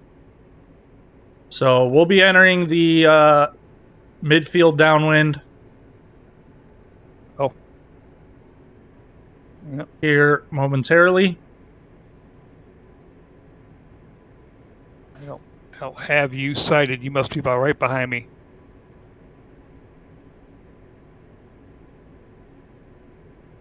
Yeah, I'm behind you by a little bit. Not too bad. I'm pretty well pushing the stick as forward as I can just to keep level flight. I got flaps. No, flaps are up. Yeah, so make sure you're trimming, because remember, when you're gonna have to trim nose down once you take off from the touch and go. Sakumi traffic, Archers entering midfield downwind, runway 29er, touch and go. Oh, there we Sakumi. go. I really hate this throttle. Yeah, remember you're trimming nose up as you're landing. So once you take off and you add that power, that trim is going to want to give you a lot more nose up than you really want. Skim Tower, Crispy, turning left, base for runway 29. Touch and go or full stop? Full stop. And you're forgetting one more thing. Gotta Gotta say the name of the place again. Sakumi Tower. Yeah, I'm having a problem with my mic button now. It won't hold now all of a sudden. And you'd want to use Sakumi traffic, not tower. You're not talking to another person. You're talking to everyone else in the area. I can't help it. This is on YouTube. I'm going to be nervous. Just be honest about it. All right, I'm going to start. Sakumi traffic, Archers turning left base, runway 29er, touch and go, Sakumi. So we'll bring the power back. Gears coming down. Aiming for that 3-degree descent here as we slow down. That descent rate will decrease. There's 1 notch of flaps.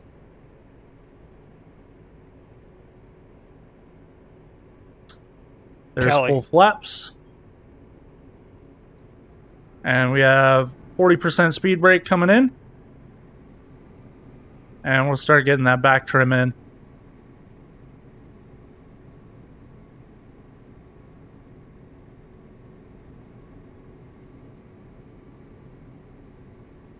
And we're a little low because we turned our base kind of late.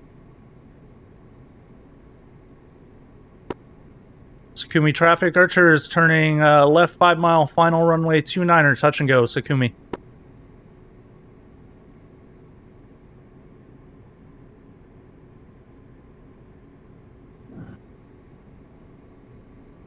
And we're a little flat right now.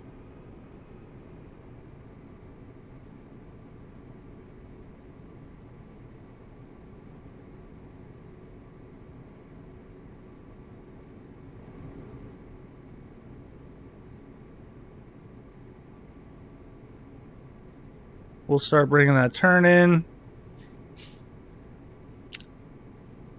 And we're a little low, so we'll level out until we catch that glide slope. And we're kind of dog-legging the runway here, which is fine.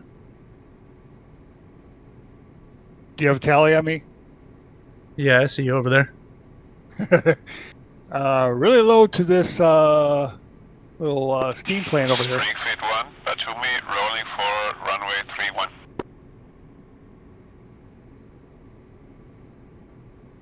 Oh, I see you in front of me. I'm having too much fun. Sakumi traffic, Archers going around, entering straight in for the upwind. Tsukumi. Let's see if I can paint the number again this time. I'm going to be a little too fast for it. I definitely pulled my flaps out a little early there, but that's okay. We got quite a bit of excess thrust because of what we're doing.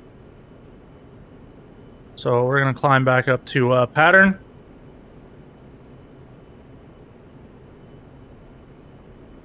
No brakies. Feels good.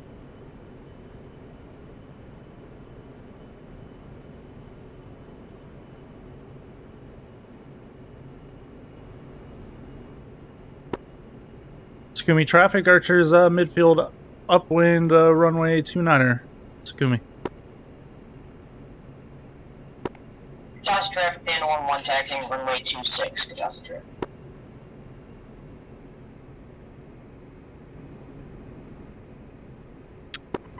Tsukumi traffic, Crispy is clear of the objective runway. Tsukumi.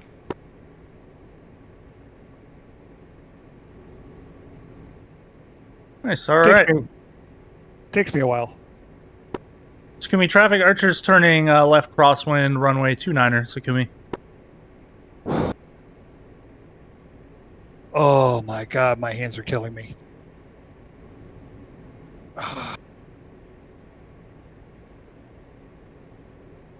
Well, hopefully you get that sorted out real quick.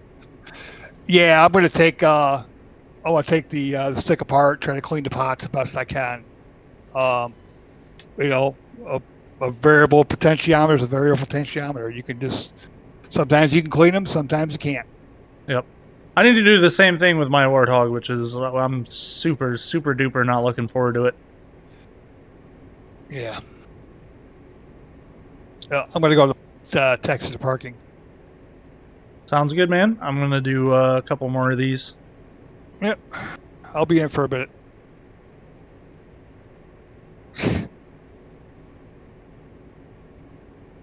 Oop, little lag there. No, it's my stick. I let go of the rudder too much. No, I got some lag. Ooh. Well, as long as you don't get shut down. I think it's been 7 now. 8. Another one. Rip. Boy, yeah, there'll be a lot of openings in Huggett. Well, the good thing, the bans only count for the server you're in. So, like, Yeah. you can get banned from this one, but not be banned from GAW. Tsukumi traffic, Archers midfield downwind runway 29er touch and go. Tsukumi. Well, I learned a lot today, man. I appreciate the time and the effort to do that. It's definitely, you know, I've been starting the A-10 for a while, was pretty good with it, but the CDU, some of the stuff on the bit test, and the TAD page, definitely valuable stuff. Yep, definitely. Well, glad you enjoyed it. I hope the viewers are enjoying it. It's 30 days from the points when they fall off. So, like, if you got some of your points on different days, it's the points from that day they fall off in 30 days. So it may be less than 30 days. Josh traffic, Dan 1 Hey, Shamrock, thanks for the sub, man. Appreciate that a bunch. Tsukumi traffic, Archers turning left base, runway 29er, touch and go, Tsukumi. So we'll go ahead, we'll add in our speed brake there. Gears coming down. 1 notch of flaps. Start getting some back trim in. 2nd notch of flaps.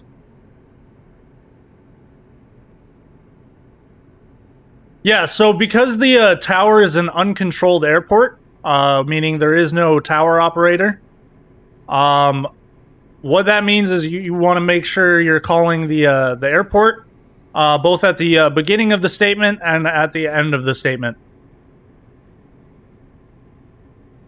According to the FAA, that is how it should be done. Now, here's a good question. Is there some book or some place to, read that or experience it, or even a YouTube?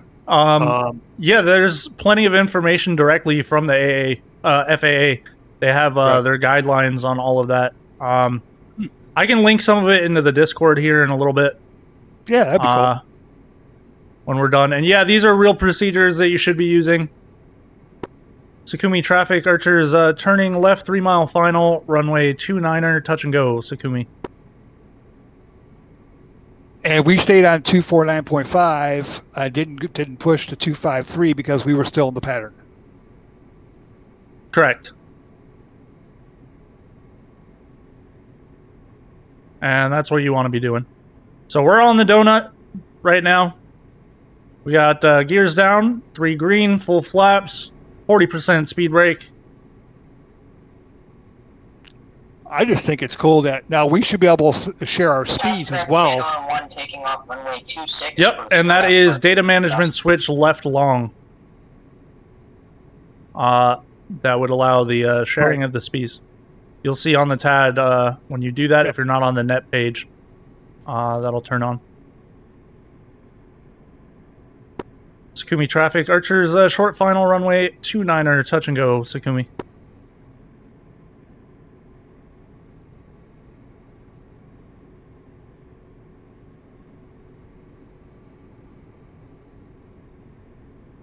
So we are on the donut, 500 feet per minute descent, looks good. Cumulative traffic, Casco 1, traffic to runway 06.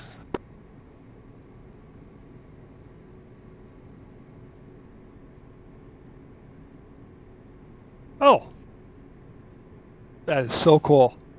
And we're going to go ahead and start our flare. And pull power, not all the way.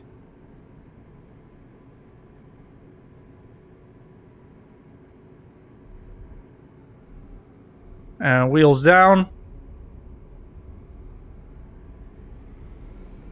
All right. Speed brakes in. Maneuver flaps. And we're rotating. Chassis traffic, Panda 11, clear runway 26. Gears coming up. We'll get some nose down trim in. There's 170. We can go flaps up. And we'll climb straight out. So we are 1,500 feet.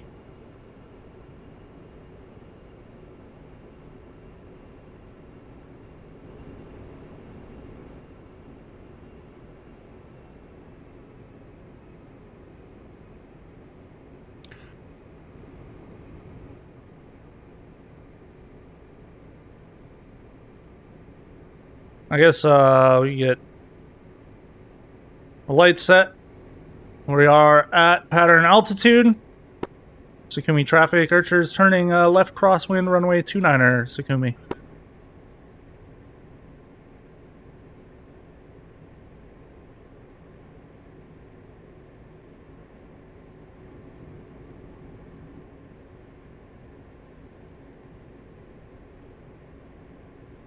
So we'll just keep this turn coming in. And we'll make our call when we are midfield downwind.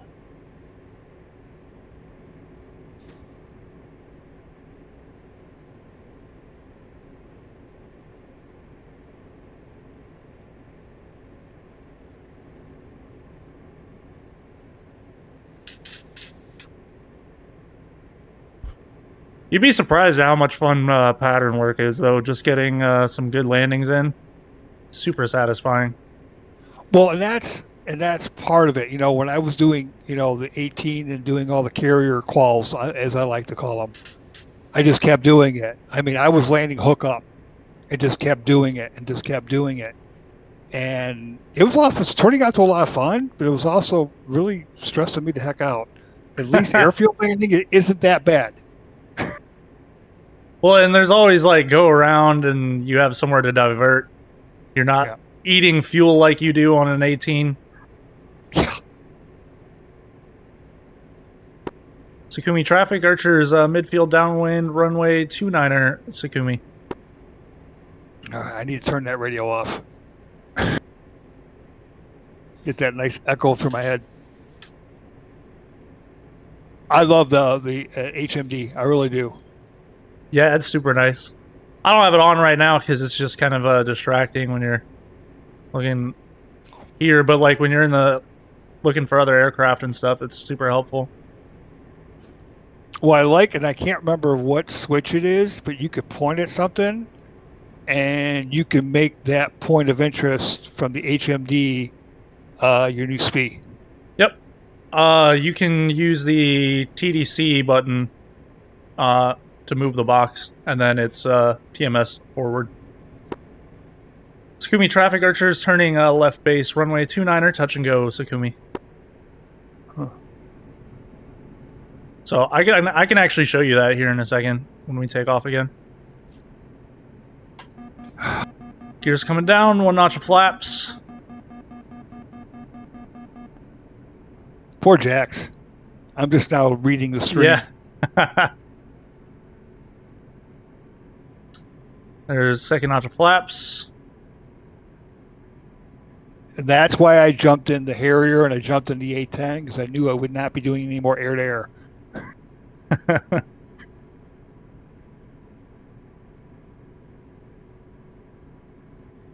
And we're just using that AOA indexer.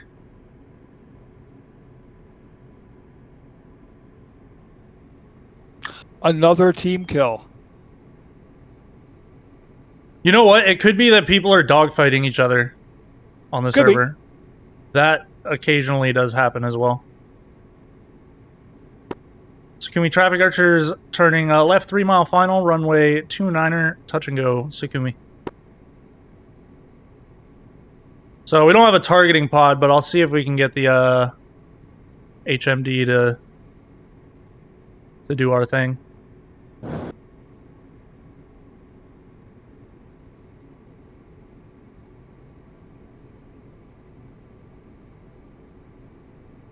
So yeah, it's TMS. Forward. Right. Right will set mark point. Yeah. We'll make a mark point, and then right long will make that mark point speed. Right. I've got you remember on the Discord I posted that. Yeah, the chart. Yeah, and I keep that right next to me. It's the easiest way for me to learn. My only problem because of the T1600 T16000 is I have to have that modifier button, and Right. sometimes that button sticks.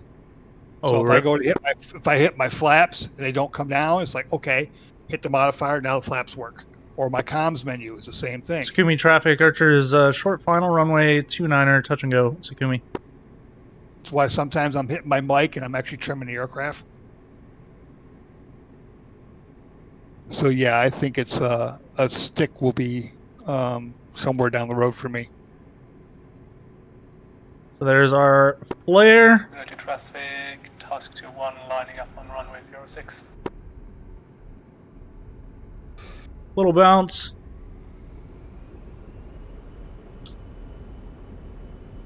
Speed brakes in.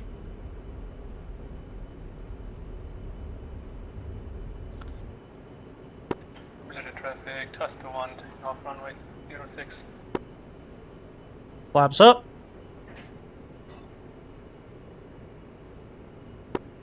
Sakumi traffic archers airborne departing straight out, Sakumi.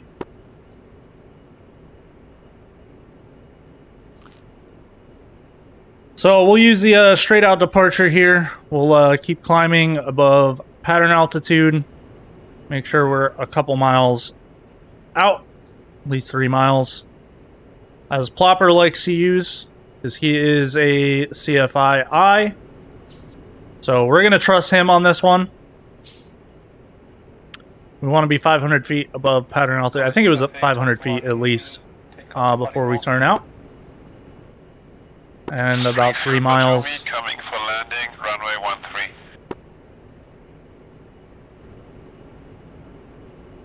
So we'll go ahead and we can depart out this way. We'll check out a couple of the HMD things. Maybe do a little bit of a BERT. However, we do not have the targeting pod with us, so we might have to land and pick up some stuff to go blow it up. Have some fun. Still 8,000 pounds of fuel, so we're fine.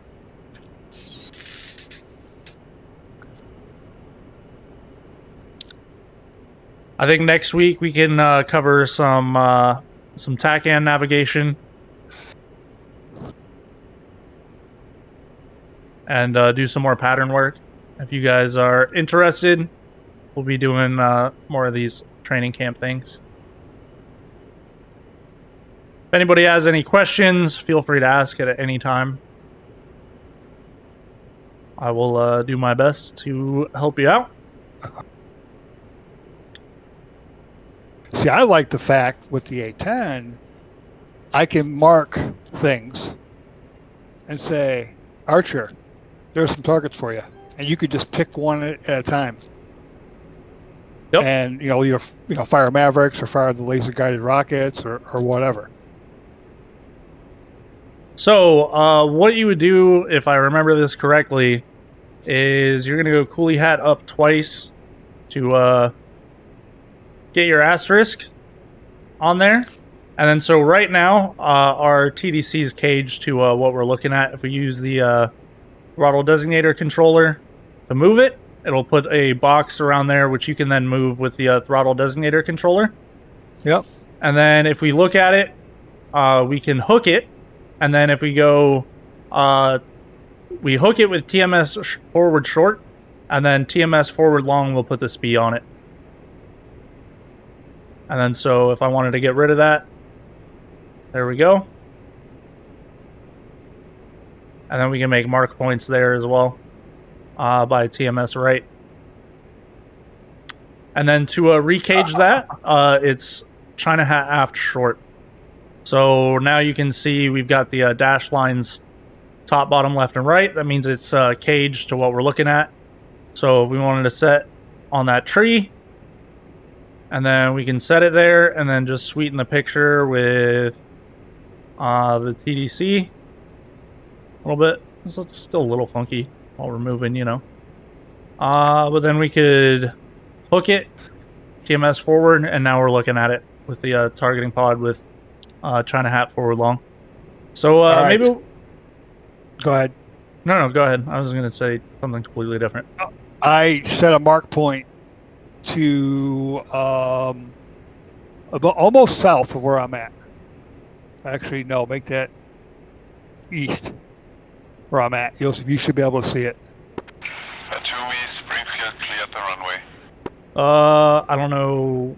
Where are you at? I am at the parking where you guys started. Okay, hold on. Let me turn around. It would probably help if I'm facing the correct direction.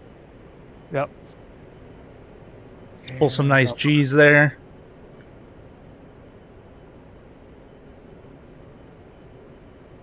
I love the performance on this thing, especially when it's clean. Alright, so I am looking out. I can see my initial position. I can see your SPI at Sukumi. Nice. Should be like right near our lamppost.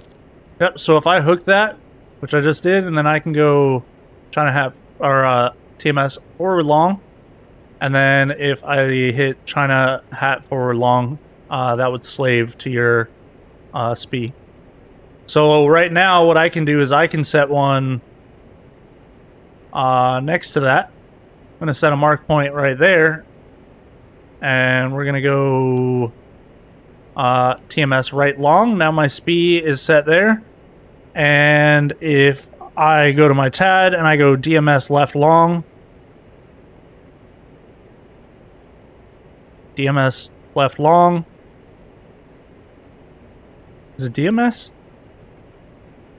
Oh, TMS left long. TMS. There you go. Yeah, TMS.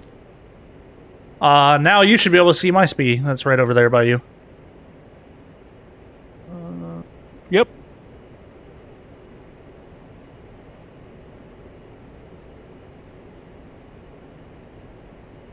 And I hooked it. So awesome. We could have a lot of fun with that. Who the heck is- Oh, so that's interesting. I don't know why the stall and peak volumes are not kicking on. They must have broke something with the last update. Because I should be getting tones there, and I'm not. That's fine though.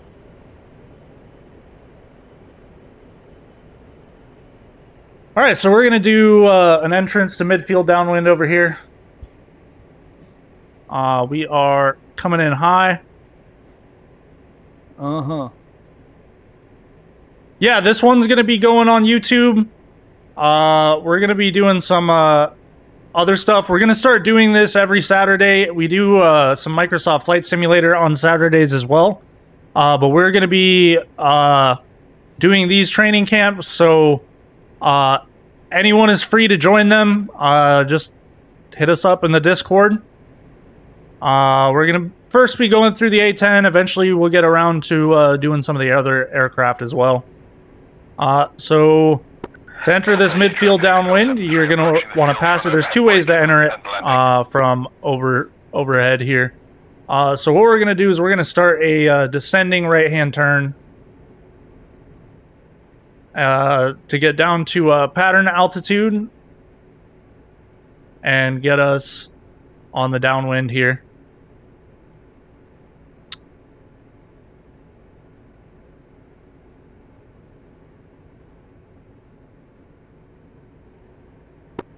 Sakumi traffic, Archers entering midfield downwind, runway 29er, full stop Sakumi.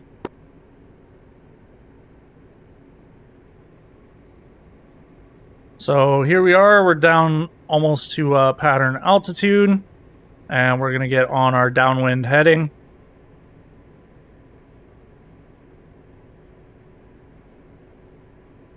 And that is one of the ways to enter a midfield downwind.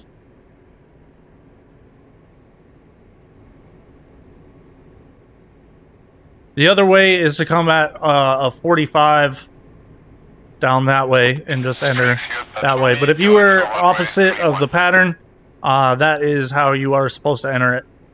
Per FAA procedure. Sakumi traffic, Archers turning left base, runway 29er, full stop, Sakumi. Pitot traffic, Phil 73, late downwind 08 to a full stop.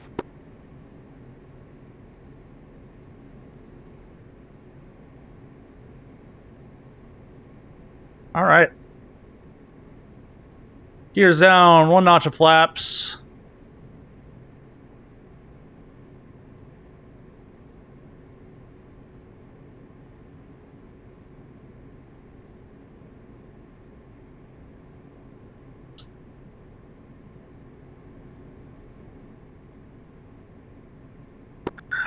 Nice. Phil 73, turning left base. Cool. So what we'll do is we'll probably end the YouTube portion here in just a moment, and then what we'll do is server restarts here in just a minute. So we'll actually take out some of the stuff and give it another shot. See if we can get this plane to do our bidding.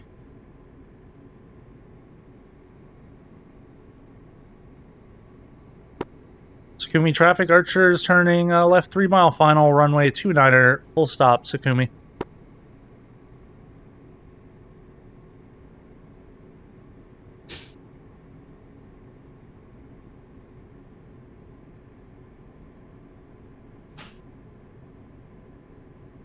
It said 20 minutes like 10 minutes ago, so probably not that long from now. So we are on center line.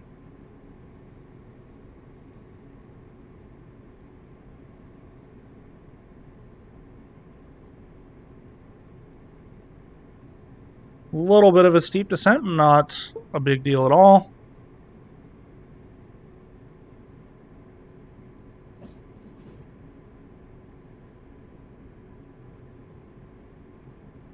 And we'll flare. And pull out a little bit of the power.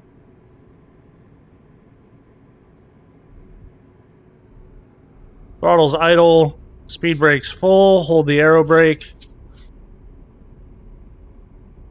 Keep holding. Full back stick.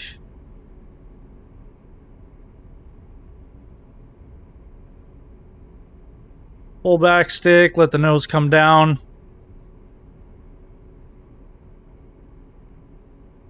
And light on the brakes. A little bit of differential brakes.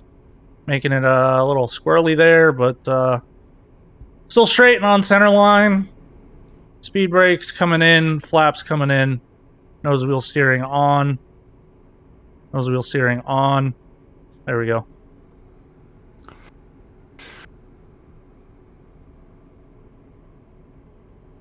And those are some nice landings there. I'm happy with those. First couple had a little bit of a bounce because we were kind of a little shallow in the flare and pulled out just a little bit too much power. Taxi traffic, Phil 73, clear of the active. These are big jets, so there's not much in DCS that you want to stall off like you would a Cessna in Flight Simulator 2020 or something, where you come over the threshold and just pull idle power. You generally don't want to do that in these big jets, or you either have a hard landing or you bounce, or you explode. One of those three.